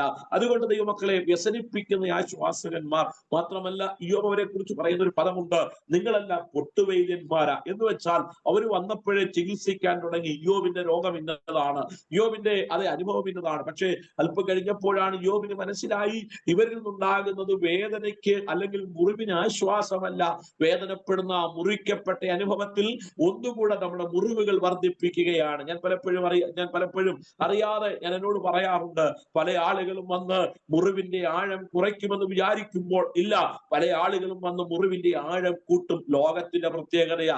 പക്ഷേ ദൈവമക്കളെ, നാം ഭാരപ്പെടേണ്ട കാര്യമില്ല. നമുക്ക് വേണ്ടി നമ്മുടെ മുറിവുകളെ പൊറുപ്പിക്കുന്ന ഒരു ദൈവമുണ്ട്. അവന്റെ അടിപ്പിണരുകളാൽ നമുക്ക് സൗഖ്യം വന്നിരിക്കുന്നു എന്ന് തിരുവചനത്തിൽ വായിക്കുന്നത് പോലെ അവന്റെ സ്തോത്രം, അതേ അടിപ്പിണരുകളാൽ, അതേ നമ്മിൽ ഇന്ന് പകൽക്കാലം, എനിക്കറിയാം ഈ മീഡിയയിലൂടെ അധികം ആളുകളൊന്നുമില്ല, ഒരു ചെറിയ ഗ്രൂപ്പാണ്. പക്ഷേ പരിശുദ്ധാത്മാവ് ആരോടൊക്കെയോ ഇന്ന് പകൽക്കാലം പറയുകയാണ്, നിന്റെ മുറിവുകളെ പൊറുപ്പിക്കുന്ന, ലോകം വരുത്തിയ, സമൂഹം വരുത്തിയ, ദേശക്കാർ വരുത്തിയ നിന്റെ അതേ സ്തോത്രം രോഗബന്ധനങ്ങളെ ഇന്ന് പകൽക്കാലം അറുത്തു മാറ്റുവാൻ എന്റെ ദൈവം ശക്തനാണ്. വിശ്വസിക്കുന്നവർ ഇരിക്കുന്ന ഇടത്തിരുന്നു കൊണ്ട് ആത്മാവിൽ ദൈവത്തിന് സ്തോത്രം പറഞ്ഞ്, ദൈവത്തിന് മഹത്വം പറഞ്ഞ് ഇന്ന് പകൽ ദൈവത്തിന് സ്തോത്രം പറയാം. പ്രിയമുള്ളവരെ, നിങ്ങളുടെ മുറിവുകളെ പൊറുപ്പിക്കുന്ന ഒരു കർത്താവ്, നിങ്ങളുടെ മുറിവുകൾക്ക് ആശ്വാസം വരുത്തുന്ന ഒരു കർത്താവ് ഇന്ന് പകൽ ലോകം നിന്റെ മുറിവിന് അതേ വിസ്തീർണം കൂട്ടുവാൻ, ലോകം നിന്റെ മുറിവിന് അതേ വർധനവ് വരുത്തുവാൻ ശ്രമിക്കുമ്പോൾ ദൈവം നമ്മുടെ മുറിവുകളെ കരിച്ച് നമുക്ക് വേണ്ടി ആശ്വാസം കൽപ്പിക്കുന്ന ഒരു സർവശക്തനായ ദൈവമുണ്ട്. അവിടുന്ന് ഞാൻ മുൻപോട്ട് പോകട്ടെ. അങ്ങനെ ഇയ്യോബിന്റെ സ്നേഹിതന്മാർ വന്ന് അവനോട് വാദിക്കുകയും തർക്കിക്കുകയും ചെയ്തുകൊണ്ടിരുന്നപ്പോൾ, നാം 20-ാം അധ്യായത്തിലൊക്കെ വായിക്കുമ്പോൾ, 18-19 അധ്യായങ്ങളൊക്കെ വായിക്കുമ്പോൾ, ഇയ്യോബിന്റെ മുറിവുകളെ അത് വർദ്ധിപ്പിച്ച്, യോബിന്റെ വേദനകളെ വർദ്ധിപ്പിച്ച്, അവന് പ്രതിസന്ധികൾ സൃഷ്ടിച്ചുകൊണ്ടിരുന്നതായ സ്നേഹിതന്മാരോട് താൻ പറയുന്ന ചില വാക്കുകളാണ്, ചില ഉത്തരങ്ങളാണ്. 21-ാം അധ്യായം 1-ാമത്തെ വാക്യത്തിൽ അതിന് യോബ് ഉത്തരം പറഞ്ഞതെന്നാൽ, സ്തോത്രം, അവിടെ നാം വായിച്ചിങ്ങനെ വരുമ്പോൾ, സ്തോത്രം, അതിന്റെ എല്ലാ ഭാഗങ്ങളും എടുത്ത് ഓർപ്പിപ്പാൻ എന്റെ സമയം എന്നെ അനുവദിക്കാത്തത് കൊണ്ട് ഞാൻ ആ ചിന്തയിലേക്ക് വേഗത്തിൽ ഒന്ന് വരികയാണ്. 15-ാമത്തെ വാക്യം, ഞങ്ങൾ സർവശക്തനെ സേവിപ്പാൻ അവൻ ആർ? ദൈവമക്കളെ, ഈ പറയുന്ന രണ്ട് ചോദ്യങ്ങൾ പലപ്പോഴും ഈ കേൾക്കുന്ന, എന്നെ ശ്രദ്ധിക്കുന്ന, എന്നെ ശ്രമിച്ചുകൊണ്ടിരിക്കുന്ന പല ദൈവമക്കളും കേൾക്കുന്നുണ്ടായിരിക്കാം. സ്തോത്രം, ചോദ്യങ്ങൾ നാം അഭിമുഖീകരിച്ചിട്ടുണ്ട്. എന്നോട് പലരും ചോദിച്ചിട്ടുണ്ട്, എന്റെ കൂടെ പ്രവർത്തിച്ചവരും എന്റെ കൂടെ പഠിച്ചവരും എന്റെ കുടുംബക്കാരും. ഞാൻ പറഞ്ഞല്ലോ, എന്റെ മാതാപിതാക്കൾ ഒറ്റയ്ക്ക് അതേ 2 കുടുംബങ്ങളിൽ നിന്നും വിശ്വാസത്തിന് ഏകരായി ഇറങ്ങി തിരിച്ചവരാ. ഇതുവരെയും അവരുടെ കുടുംബങ്ങളിൽ നിന്നും ആരും തന്നെ വിശ്വാസത്തിലേക്കില്ല. പലരും എന്നോട് ചോദിക്കാറുണ്ട്, സ്തോത്രം, കർത്താവിനെ സേവിച്ചത് കൊണ്ട് എന്ത് ഗുണമുണ്ടായി, എന്ത് പ്രയോജനമുണ്ടായി? ദൈവത്തെ പിൻപറ്റിയത് കൊണ്ട്, ദൈവത്തെ ആരാധിക്കുന്നത് കൊണ്ട്, ഞങ്ങളെക്കാൾ കൂടുതൽ കർത്താവിന് വേണ്ടി ഓടുകയും അധ്വാനിക്കുകയും ചെയ്യുന്നത് കൊണ്ട് നിനക്ക് എന്ത് പ്രയോജനമുണ്ടായെന്ന് ചോദിക്കുന്നവരുടെ മുമ്പിൽ എനിക്ക് അഭിമാനത്തോടെ പറയാൻ കഴിയും, ദൈവമക്കളെ, സ്തോത്രം, ആരും കരുതാതെ വണ്ണം കരുതുന്നവൻ, ആർക്കും പ്രവർത്തിപ്പാൻ കഴിയാതെ വണ്ണം പ്രവർത്തിക്കുന്ന ഒരു കർത്താവ് കൈനാളുകളുടെ ജീവിതത്തിന്റെ അനുഭവങ്ങൾ ഉണ്ട് എന്ന് എനിക്ക് വളരെ സന്തോഷത്തോടെ പറയുവാൻ കഴിയും. ദൈവമക്കളെ, ഞാൻ അവിടെ നിന്നൊക്കെ ഞാൻ മുൻപോട്ട് പോകുമ്പോൾ ഞാൻ 2 ഭാഗമാണ് ചിന്തിപ്പാൻ ആഗ്രഹിച്ചതെങ്കിലും എനിക്കതിന്റെ 2 ഭാഗങ്ങളും എടുത്ത് ഓർപ്പിപ്പാൻ എന്നെ സമയം അനുവദിക്കുന്നില്ല.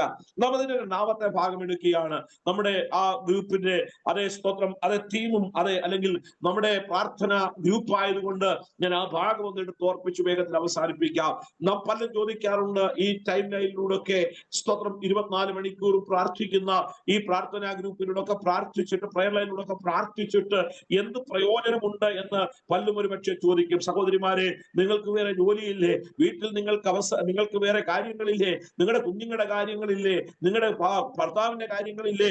നിങ്ങൾക്ക് സമൂഹത്തിന്റെ കാര്യങ്ങളില്ലേ എന്നൊക്കെ ചോദിക്കുമ്പോൾ ഇന്ന് പകൽ ഞാൻ ഒരു കാര്യം പറയാം. സമയം അത് കൂടുതൽ ഉണ്ടായിട്ടോ അതേ സ്തോത്രം അല്ലെങ്കിൽ മറ്റ് കാര്യങ്ങൾ ഉണ്ടായിട്ടോ അല്ല സ്തോത്രം നാം ദൈവസന്നിധിയിൽ ഹല്ലേലൂയ അതെ പ്രാർത്ഥിക്കുന്നത്. പിന്നെയോ ഇന്ന് പകൽ ഞാൻ പറയട്ടെ, പ്രാർത്ഥിക്കുന്നത് കൊണ്ട് പ്രയോജനമുണ്ടെന്നും പ്രാർത്ഥിച്ചിട്ട് കൈനാളുകൾ പ്രയോജനമുണ്ടായെന്നും അനുഭവിച്ചറിയുന്ന ദൈവമക്കളായതുകൊണ്ടാണ് ഞാനും നിങ്ങൾ പ്രാർത്ഥിക്കുന്നത്. സ്തോത്രം. പ്രാർത്ഥനയുടെ പല തലങ്ങളെ കുറിച്ച് നമുക്ക് നന്നായിട്ട് അറിയാം. ഞാൻ ചിന്തിപ്പാൻ വന്നത്, അവനോട് പ്രാർത്ഥിച്ചാൽ എന്തു പ്രയോജനം? പലരും നമ്മോട് ചോദിക്കാറുണ്ട്, ഇത്രയും പ്രാർത്ഥിക്കുന്നത് കൊണ്ട് ഞങ്ങൾ ഇത്രയും പ്രാർത്ഥിക്കുന്നില്ലല്ലോ, ഞങ്ങൾ ഇത്രയും ഉപവസിക്കുന്നില്ലല്ലോ, ഞങ്ങൾ ഇത്രയും കരയുന്നില്ലല്ലോ, എന്നിട്ട് ഞങ്ങൾക്ക് കുഴപ്പമൊന്നുമില്ല. പക്ഷെ ഒരു കാര്യം, ഒരു ആത്മീയനെ സംബന്ധിച്ചിടത്തോളം, ഒരു ദൈവജനെ സംബന്ധിച്ചിടത്തോളം പ്രാർത്ഥനയില്ലാത്ത ജീവിതം അല്ലെങ്കിൽ പ്രാർത്ഥനയില്ലാത്ത ഒരു ക്രിസ്ത്യ ജീവിതം ജയകരമായി നയിപ്പാൻ കഴിയത്തില്ല. ക്രിസ്ത്യ ജീവിതം നയിപ്പാൻ കഴിയും, പക്ഷെ ജയകരമായ ഒരു ക്രിസ്ത്യ നയിക്കണമെങ്കിൽ പ്രാർത്ഥനയില്ലാതെ കഴിയുകയില്ല എന്ന് ദൈവത്തിന്റെ വചനം വ്യക്തമായി പഠിപ്പിക്കുന്നു. നാം വായിച്ച വാക്യം, അവനോട് പ്രാർത്ഥിച്ചാൽ എന്തു പ്രയോജനം? അവനോട് പ്രാർത്ഥിച്ചാൽ എന്ത് പ്രയോജനം? ശ്രദ്ധിക്കണേ. സ്തോത്രം. ഞാൻ വേഗത്തിൽ കവിവാചകങ്ങൾ പോലെ ചില വാക്കുകൾ ഓർപ്പിച്ച് ഞാൻ വേഗത്തിൽ അവസാനിപ്പിക്കാം. കൊലോസ്യ ലേഖനം 4-ാം അധ്യായം അതിന്റെ 12-ാമത്തെ വാക്യം ഞാൻ ഒന്ന് എടുത്തു വായിക്കുകയാണ്. കൊലോസ്യ ലേഖനം 4-ാം അധ്യായം അതിന്റെ 12-ാമത്തെ വാക്യം. അവിടെ ഇങ്ങനെയാണ് വായിക്കുന്നത്. സ്തോത്രം. നിങ്ങളിൽ ഒരുവനായി യേശുക്രിസ്തുവിന്റെ ദാസനായ എപ്പഫ്രാസ് നിങ്ങളെ വന്ദനം ചെയ്യുന്നു. കൊലോസ്യ ലേഖനം 4-ാം അധ്യായം 12-ാമത്തെ വാക്യം. Book of Colossians chapter 4 verse 12. സ്തോത്രം. അവിടെ ഇങ്ങനെയാണ് വായിക്കുന്നത്. നിങ്ങൾ ഒരുത്തനായി ക്രിസ്തുയേശുവിന്റെ ദാസനായ എപ്പഫ്രാസ് നിങ്ങളെ വന്ദനം ചെയ്യുന്നു. നിങ്ങൾ തികഞ്ഞവരും ദൈവഹിതം സംബന്ധിച്ചൊക്കെയും പൂർണ്ണ നിശ്ചയമുള്ളവരുമായി തീരേണ്ടതിന് അവൻ പ്രാർത്ഥനയിൽ നിങ്ങൾക്ക് വേണ്ടി എപ്പോഴും പോരാടുന്നു. സ്തോത്രം. ശ്രദ്ധിക്കണേ. വളരെ വളരെ മായ പൗലോസിന്റെ സ്തോത്രം പ്രാർത്ഥനയെ കുറിച്ചുള്ളതായ ഒരു ഡെഫിനിഷൻ, ഒരു നിർവചനമാണ്. ഞാൻ വേദപുസ്തകം പഠിച്ചപ്പോൾ പ്രാർത്ഥനയ്ക്ക് ഇതുപോലൊരു ഡെഫിനിഷൻ കൊടുത്തിട്ടുള്ള ഒരു വ്യക്തിയുമില്ല. നമുക്കറിയാം, ഉൽപ്പത്തി മുതൽ വെളിപ്പാട് വരെ നാം പഠിച്ചാൽ ആ ഭാഗങ്ങളിലൊക്കെ പ്രാർത്ഥനയെ കുറിച്ച് നമുക്ക് നന്നായി കാണുവാൻ കഴിയുന്നു. പ്രാർത്ഥനയില്ലാത്ത ഒരു പുസ്തകം പോലും വേദപുസ്തകത്തിലില്ല. കാരണം പ്രാർത്ഥനയില്ലാതെ ഒരു വിശ്വാസിയെ സംബന്ധിച്ചിടത്തോളം, ഒരു ദൈവവൈതലിനെ സംബന്ധിച്ചിടത്തോളം അവനെ ദൈവവുമായി ബന്ധിപ്പിക്കുന്ന ഏറ്റവും വലിയ ഘടകമാണ് പ്രാർത്ഥനാ ജീവിതം എന്ന് പറയുന്നത്. സ്തോത്രം. പല ആളുകളും പറയാറുണ്ട്, പ്രാർത്ഥനാ ജീവിതം ഇല്ലാതെ ജീവിക്കുവാൻ കഴിയും. ഞാൻ പറയാം, ഒരു ജയകരമായ ആ പദം നിങ്ങൾ മറക്കരുത്. ജയകരമായ ക്രിസ്ത്യൻ നയിക്കണമെങ്കിൽ പ്രാർത്ഥനയിലൂടെ മാത്രമേ കഴിയത്തുള്ളൂ. സ്തോത്രം. വില്യം കേരി ഒരിക്കൽ ഇങ്ങനെ പറഞ്ഞു, പ്രാർത്ഥിക്കുന്നവൻ പാപം ചെയ്യുന്നത് നിർത്തും, പാപം ചെയ്യുന്നവൻ പ്രാർത്ഥിക്കുന്നത് നിർത്തും. സ്തോത്രം. ഞാൻ ഒരു കാര്യം പറയാം, 2024 പ്രാർത്ഥന വർദ്ധിപ്പിക്കേണ്ട, പ്രാർത്ഥനാ ജീവിതം വർദ്ധിപ്പിക്കേണ്ട ഒരു കാലഘട്ടമാണ് 2025. ഈ വർഷം ആരംഭിക്കുമ്പോൾ ഞാൻ ശുശ്രൂഷിക്കുന്ന സഭയിൽ ഞാൻ ഇങ്ങനെ പറഞ്ഞു, വർഷത്തിന്റെ ആരംഭം ഈ മെസ്സേജ് കൊടുക്കുമ്പോൾ ഞാൻ പറഞ്ഞു, സ്തോത്രം, നിങ്ങൾ ചിന്തിക്കും ഒരുപക്ഷേ സ്തോത്രം പാസ് പറയാൻ വരുന്നത് 2024 അനുഗ്രഹിക്കപ്പെട്ട വർഷമായി 25. അല്ലേ? അല്ല. നിങ്ങൾ ഒരു കാര്യം മനസ്സിലാക്കണം, 24 പ്രതിസന്ധികളും 24 വേദനകളും 24 കഠിനതകളും വർദ്ധിക്കുന്ന ഒരു വർഷമാണ് 25. ഒരു കാര്യം ഞാൻ പറയാം, ഈ പ്രതിസന്ധികളുടെ മധ്യത്തിൽ നിൽക്കണമെങ്കിൽ, നിന്നു പോകണമെങ്കിൽ, നിലനിൽക്കണമെങ്കിൽ പ്രാർത്ഥനയില്ലാതെ കഴിയത്തില്ല. ശ്രദ്ധിച്ചേ. സ്തോത്രം. അപ്പോൾ കൊലോസ്യ ലേഖനത്തിൽ പൗലോസ് കൊടുക്കുന്ന ഒരു നിർവചനം ഇങ്ങനെയാണ്, നിങ്ങളിൽ ഒരുവനായി യേശു ക്രിസ്തുവിന്റെ ദാസനായ എപ്പഫ്രാസ് നിങ്ങളെ വന്ദനം ചെയ്യുന്നു. നിങ്ങൾ വന്ദനം ചെയ്യുന്നു. എന്നിട്ട് അടുത്ത പദം, സ്തോത്രം, നിങ്ങൾ തികഞ്ഞവരും ദൈവഹിതം സംബന്ധിച്ചൊക്കെയും പൂർണ്ണ നിശ്ചയമുള്ളവനുമായി നിൽക്കേണ്ടതിന് അവൻ പ്രാർത്ഥനയിൽ നിങ്ങൾക്ക് വേണ്ടി പോരാടുന്നു. ശ്രദ്ധിക്കണേ, പ്രാർത്ഥന എന്താ? പ്രാർത്ഥന എന്താ? ഞാൻ നിങ്ങളെ പ്രാർത്ഥന പഠിപ്പിക്കാൻ ആളല്ല. സഹോദരിമാർ, പ്രാർത്ഥിക്കുന്ന സഹോദരിമാരാണ് എന്റെ മുമ്പിൽ ഇരിക്കുന്നത്. പക്ഷേ ഈ ഒരു നിശ്ചയദാർഢ്യത്തോടെ പ്രാർത്ഥിക്കണം. പ്രാർത്ഥന എന്ന് പറയുന്നത് ഒരു പോരാട്ടമാ, ഒരു പോരാട്ടമാ. ശ്രദ്ധിക്കണേ, പ്രാർത്ഥന എന്ന് പറയുന്നത് ഒരു ചെറിയ കളിയല്ല. പ്രാർത്ഥന എന്ന് പറയുന്നത് ഒരു നിസ്സാരമായ വിഷയമല്ല. പ്രാർത്ഥന എന്ന് പറയുന്നത് ഒരു പോരാട്ടമാ. അങ്ങനെയാണെങ്കിൽ ഓർത്തുകൊള്ളണം, ഈ മണിക്കൂറുകളിൽ നാം കഴിക്കുന്ന പോരാട്ടം എന്ന് പറയുന്നത് ചെറിയ പോരാട്ടമല്ല. ഇവിടെ പിശാചിനെ കീഴടക്കുന്ന, ശത്രുവിന്റെ തലയെ തകർക്കുന്ന, ശത്രുവിന്റെ തീയമ്പുകളെ കെടുത്തുന്ന, ശത്രുവിന്റെ ബലത്തെ ഖണ്ഡിക്കുന്ന വലിയ പോരാട്ടങ്ങളാണ് നാം പ്രാർത്ഥനാ മുറികളിൽ കഴിച്ചുകൊണ്ടിരിക്കുന്നത്. ശ്രദ്ധിക്കുക ദൈവമക്കളെ, ഈ ദേശത്തെ അന്ധകാര ശക്തികളെ, അതിന്റെ ബലത്തെ കെടുത്തുന്ന അർത്ഥമാന വൈശ്വസിയ ശക്തികൾ, ശക്തിയോടെ അന്യായ മണ്ഡലങ്ങൾ അതിന്റെ മുഴുബലത്തോടെ വ്യാപരിച്ചു കൊണ്ടിരിക്കുമ്പോൾ അർത്ഥമാന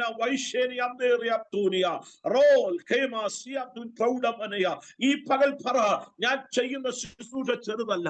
ഒരുപക്ഷെ പ്രോത്സാഹനം തരാൻ, ഒരുപക്ഷെ കൈത്താങ്ങ് തരാൻ, ഒരുപക്ഷെ നല്ലൊരു വാക്കു പറയാൻ, ഒരുപക്ഷെ ആ കൊള്ളാം, നല്ല കാര്യമാ ചെയ്യുന്നെന്ന് പറയാൻ ഒരുപക്ഷെ നമുക്ക് ആരും കണ്ടില്ലെന്ന് വന്നേക്കാം. പക്ഷെ പരിശുദ്ധാത്മാവ് ഇന്ന് പകൽ പറയുന്നു, നിങ്ങളുടെ മേലുള്ള ശുശ്രൂഷ എന്ന് പറയുന്നത് ചെറിയ ശുശ്രൂഷയല്ല. നിങ്ങളുടെ മേലുള്ള നിയോഗം എന്ന് പറയുന്നത്, നിങ്ങളുടെ മേലുള്ള വിളി എന്ന് പറയുന്നത് അത് ചെറുതല്ല. പോരാട്ടം കഴിക്കുകയാ. പ്ലാറ്റ്ഫോമിൽ നിന്ന് പ്രസംഗിക്കുന്ന ഞങ്ങളെക്കാളൊക്കെ, ദേശത്ത് ഓടി നമ്മൾ ശുശ്രൂഷിക്കുന്ന ഞങ്ങളെക്കാളൊക്കെ സ്തോത്രം, നിങ്ങൾ ചെയ്യുന്ന ആത്മീയ ശുശ്രൂഷ അത് ചെറുതല്ല എന്നുള്ള തിരിച്ചറിവ് ഇന്ന് പകൽക്കാലം പ്രാപിക്കണം. പ്രാർത്ഥന എന്ന് പറയുന്നത് ഒരു പോരാട്ടമാണ്. ശ്രദ്ധിച്ച്, 2025 ദേശത്തിന് വേണ്ടി പോരാടുവാൻ, ആത്മാക്കൾക്ക് വേണ്ടി പോരാടുവാൻ, തലമുറകൾക്ക് വേണ്ടി പോരാടുവാൻ, ബന്ധിക്കപ്പെട്ട് കിടക്കുന്ന ചിലതിനെ ബന്ധനം അഴിച്ച് പുറത്തു കൊണ്ടുവരേണ്ടതിന്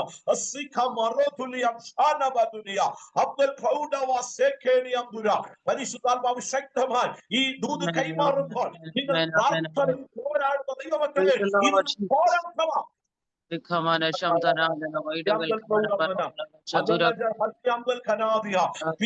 ഏറ്റവും കൂടുതൽ പേടിയുള്ളത് ഞാൻ പറയാം, എന്റെ ശുശ്രൂഷയിലും എന്റെ അനുഭവത്തിലും നിന്റെ പ്രാർത്ഥനാമുറിയാണ് പിശാചിന് ഏറ്റവും കൂടുതൽ പേടിയുള്ളത്. പ്രസംഗപീഠമല്ല കേട്ടോ, സ്തോത്രം, വേദികളല്ല, അതേ സ്തോത്രം, മറ്റ് സ്ഥാനങ്ങളല്ല. നമുക്ക് ഈ ലോകത്തിൽ കിട്ടുന്ന എന്തെങ്കിലും അധികാരങ്ങളോ അവകാശങ്ങളോ ഭൗതിക നന്മകളൊന്നുമല്ല പിശാചിന് ഭയമുള്ളത്. ഇന്ന് പകൽ ഞാൻ ആത്മീയ അനുഭവം കൊണ്ട് പറയട്ടെ, പ്രാർത്ഥനാമുറിയാണ് അവന്റെ മുട്ടാടുന്നത്, അവന്റെ ശക്തി ക്ഷയിക്കുന്നത് അവന്റെ പ്രാർത്ഥനാ മുറിയിലാണ്. അനുഭവിച്ചറിയുന്ന ദൈവമക്കളെ ഓർത്ത് ഞാൻ ദൈവത്തിന് സ്തോത്രം പറയുകയാണ്. ഞാൻ അവിടെ മുൻപോട്ട് പോകുമ്പോൾ രണ്ട് കാര്യമാണ് അവിടെ പൗലോസ് പറയുന്നത്. ഒന്ന്, നിങ്ങൾ തികഞ്ഞവർ, നിങ്ങൾ തികഞ്ഞവർ. ശ്രദ്ധിക്കണേ, പലരും തെറ്റിദ്ധരിക്കപ്പെടുന്ന ഒരുപാട് കാര്യങ്ങൾ ആ വാക്യത്തിൽ എഴുതിയിട്ടുണ്ട്. എവിടെ തികഞ്ഞവരാ, എവിടെ തികഞ്ഞവരാ? ആത്മീയത്തിൽ തികഞ്ഞവനെ അറിയുന്നത്, ഞാൻ എപ്പോഴും പറയും, പ്ലാറ്റ്ഫോമിലല്ല. പ്രസംഗിക്കാൻ ഒരു ബുദ്ധിമുട്ടുമില്ല. ഞാനൊക്കെ 2.5-3 മണിക്കൂറൊക്കെ ഒരുപോലെ നിന്ന് ശുശ്രൂഷിക്കുന്ന ആളുകളാ. ആ സ്തോത്രം, മീറ്റിംഗിൽ കടന്നുപോയി മണിക്കൂറുകൾ നിന്ന് ശുശ്രൂഷിക്കുന്ന ആളുകളാ. യാത്ര ചെയ്ത് അനേക മൈലുകൾ യാത്ര ചെയ്ത് രാത്രിയും പകലും ഒക്കെ ശുശ്രൂഷിക്കുന്ന ആളുകളാ. അവിടെ ഒന്നും പിശാചിന് പേടിയില്ലെന്ന് 2.5-3 മണിക്കൂർ പ്രസംഗിച്ച പിശാച് പോലെ പ്രസംഗിച്ചോ. പക്ഷെ ഒരു കാര്യം ഞാൻ പറയാം, 15 മിനിറ്റ് പ്രാർത്ഥിച്ചാൽ പിശാചിനറിയാം അവന്റെ സിംഹാസനത്തെ വെട്ടുകയാണ്. അങ്ങനെയാണെങ്കിൽ 24 മണിക്കൂറും വാതിൽ തുറന്നിട്ട് ദാനിയേൽ ചെയ്തതുപോലെ യെരൂശലേമിന് നേരെ വാതിൽ തുറന്നിട്ട് ിക്കുന്ന ദൈവജനത്തെ പിശാചിന് എത്ര ഭയമാണ്. നിങ്ങളെ എല്ലാവരെയും ഓർത്ത് ഞാൻ ദൈവത്തിന് സ്തോത്രം പറയുകയാണ്. ദൈവം നിങ്ങളിൽ കൂടെ ചെയ്യുന്ന ശുശ്രൂഷകളെ ഓർത്ത് ഞാൻ ദൈവത്തിന് സ്തോത്രം പറയുകയാണ്. അതാണ് പൗലോസ് പറയുന്നത്, നിങ്ങൾ തികഞ്ഞവർ, ആത്മീകത്തിൽ തികഞ്ഞവനെ, അതേ സ്തോത്രം, അഭിഷേകത്തിൽ തികഞ്ഞവനെ, ദൈവകൃപയിൽ തികഞ്ഞവനെ, വിശ്വാസത്തിൽ തികഞ്ഞവനെ അറിയുന്നത് പ്രസംഗപീഠത്തിലല്ല. അറിവുണ്ടെങ്കിൽ ആർക്കും പ്രസംഗിക്കാം. ലോകത്തെ പിടിച്ചു കുലുക്കി അനേകം പ്രാസംഗികർ ഉണ്ടായിരുന്നു. കേരളത്തിൽ തന്നെ എത്രയോ നല്ല പ്രാസംഗികരുണ്ടായിരുന്നു. സുമാറിക്കോട്ടെ പോലെയുള്ള അറിവും ജ്ഞാനവുമുള്ള എത്രയോ പ്രാസംഗികരുണ്ടായിരുന്നു. ലോകത്തിൽ എവരായ ചിന്തകന്മാരുണ്ടായിരുന്നു. അവരുടെ ജ്ഞാനം കൊണ്ട് പ്രസംഗിച്ച ആളുകൾ. പക്ഷെ ഞാൻ പറയട്ടെ, അഭിഷേകത്തിന്റെ ശക്തിയാൽ പ്രാർത്ഥനാ മുറിക്കകത്ത് പിശാചിനെ തകർക്കുന്നത് പോലെ, അവന്റെ തലയെ കീഴടക്കുന്നത് പോലെ കീഴടക്കണമെങ്കിൽ പ്രാർത്ഥനാ മുറി ആവശ്യമാണ്. നിങ്ങൾ തികഞ്ഞവർ, ആത്മീകത്തിൽ തികഞ്ഞവനെ അറിയുന്നത് പ്ലാറ്റ്ഫോമിലല്ല, പ്രസംഗപീഠത്തിലല്ല. സ്തോത്രം, 1 മിനിറ്റ് പോലും പ്രാർത്ഥിക്കാതെ പ്രസംഗിക്കുന്ന ആളുകളെ എനിക്കറിയാം. പക്ഷെ ഒരു കാര്യം ഞാൻ പറയാ, സ്തോത്രം, 1 മണിക്കൂർ പ്രസംഗിക്കണമെങ്കിൽ 2 മണിക്കൂറെങ്കിലും പ്രാർത്ഥിച്ച് അതിന്റെ പിന്നിൽ പോരാടി എഴുന്നേറ്റാൽ അതിന്റെ ബലം വലുതാണെന്നുള്ള കാര്യം നാം മറന്നു പോകരുത്. ശ്രദ്ധിക്കണേ, നിങ്ങൾ തികഞ്ഞവരും. രണ്ടാമത്തെ പദം ഇങ്ങനെയാണ് പറയുന്നത്, ദൈവഹിതം സംബന്ധിച്ചൊക്കെയും പൂർണ്ണ നിശ്ചയമുള്ളവരുമായി തീരേണ്ടതിന് അവൻ പ്രാർത്ഥനയിൽ പോരാടുന്നു. ശ്രദ്ധിക്കണേ, സ്തോത്രം, ദൈവഹിതം അറിയണമെങ്കിൽ പ്രാർത്ഥിക്കണം. എന്റെ പ്രിയ സഹോദരിമാരെ, വളരെ തെറ്റിദ്ധരിക്കപ്പെട്ടുകൊണ്ടിരിക്കുന്ന ഒരു കാലഘട്ടമാണ്. എന്ന് വെച്ചാൽ സ്തോത്രം, എന്തിനും ഏതിനും പ്രവാചകന്മാരുടെ ദൂത് കേൾക്കുന്ന ആളുകളുടെ പുറകെ പോകുന്ന ഒരു വല്ലാത്ത കാലഘട്ടം. ഞാനൊക്കെ സ്തോത്രം, അതെ, ഞാൻ അനുഭവിക്കുന്നത് കൊണ്ടറിയാം. കണ്ടിട്ടില്ലാത്ത കേട്ടിട്ടില്ലാത്ത അനേക ആളുകൾ രാജ്യങ്ങളിൽ നിന്ന് വിളിച്ച് ദൂത് കേൾക്കുവാൻ വേണ്ടി വിളിക്കും. സ്തോത്രം, അതെ, പ്രാർത്ഥിക്കാറുണ്ട്, ദൈവാലോചന പറയാറുണ്ട്. പക്ഷേ അതിനൊക്കെ അപ്പുറത്ത് ഞാൻ ഒരു കാര്യം പറയാം. ഞാൻ പഠിച്ചൊരു പദമുണ്ട്, ഞാൻ നിന്റെ മേൽ ദൃഷ്ടി വെച്ച് നിനക്ക് ആലോചന പറഞ്ഞു തരും. നീ പ്രവാചകന് പറഞ്ഞു കൊടുക്കാമെന്നല്ല പറഞ്ഞത്, നിന്നോട് നേരിട്ട് സംസാരിക്കുന്ന ഒരു ദൈവമുണ്ട്. ദൈവത്തോട് നേരിട്ട് സംസാരിക്കണമെങ്കിൽ, ദൈവത്തോട് ആലോചന ചോദിക്കണമെങ്കിൽ ദൈവമുഖത്തേക്ക് നോക്കി ദൈവശബ്ദത്തിനായി കാത്തിരിക്കുന്നവന് വേണ്ടി സംസാരിക്കുന്ന ഒരു ദൈവമുണ്ട്. ഒരപ്പനോട് ഒരു വിഷയം ചോദിച്ചാൽ എത്ര കുരുനായ അപ്പനാണെങ്കിലും തന്റെ ഹൃദയത്തിന്റെ അകത്തളത്തിൽ നിന്ന് മകനോട് സംസാരിക്കുന്നത് പോലെ മക്കളായ നമ്മോട് സംസാരിക്കുന്ന ഒരു സ്വർഗത്തിലെ ദൈവമുണ്ടെന്നുള്ള കാര്യം നാം മറന്നു പോകരുത്. ദൈവമക്കളെ, ഞാൻ വേഗത്തിൽ മുൻപോട്ട് പോകുമ്പോൾ 1-2 കാര്യങ്ങൾ പറഞ്ഞ് അവസാനിപ്പിക്കാൻ ശ്രദ്ധിച്ച്. അപ്പോൾ പൗലോസ് പറയുകയാണ്, പ്രാർത്ഥന എന്ന് പറയുന്നത് ഒരു പോരാട്ടമാണ്.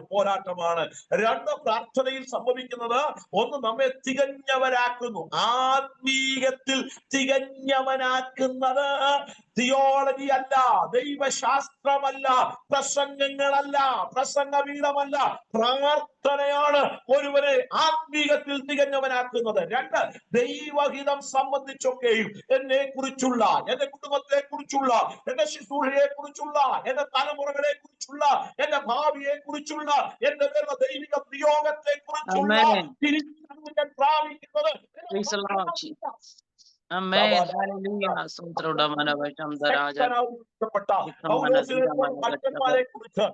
ചരിത്രം പഠിച്ചാൽ അറിയാം, പൗലോസ് എന്ന് പറയുന്ന വ്യക്തി സ്തോത്രം കേവലം 45 കിലോ മാത്രം ഭാരമുള്ള, വലിയ കാഴ്ചക്ക് അത് രൂപമൊന്നുമില്ലാത്ത സ്തോത്രം, അത് കേവലം സ്തോത്രം 4 അടി പൊക്കമുള്ളതായ പൗലോസിനെ കുറിച്ച് പറയുന്നത്, അവന്റെ കാലുകൾ മുട്ടുകൾ സ്തോത്രം പ്രാർത്ഥിച്ച് തഴമ്പ് വന്ന് സ്തോത്രം കാളയുടെ കുളമ്പ് പോലെ വിണ്ടുകീറിയുന്ന ഒരു മനുഷ്യനായിരുന്നു പൗലോസ് എന്നാ പറയുന്നത്. ആ പൗലോസിനെയാണ് ദൈവ രാജ്യങ്ങൾക്ക് കിടക്കുവാൻ ഉപയോഗിച്ചത്. ഇന്നും ദൈവസന്നിധിയിൽ കാത്തിരിക്കുന്ന, ദൈവസന്നിധി പോരാടുന്ന, ദൈവസന്നിധിയിൽ നിലവിളിക്കുന്ന, ദൈവസന്നിധി പ്രാർത്ഥിക്കുന്ന ചിലതിനെ ദൈവാത്മാവി തലമുറയിൽ കാണുകയാണ്.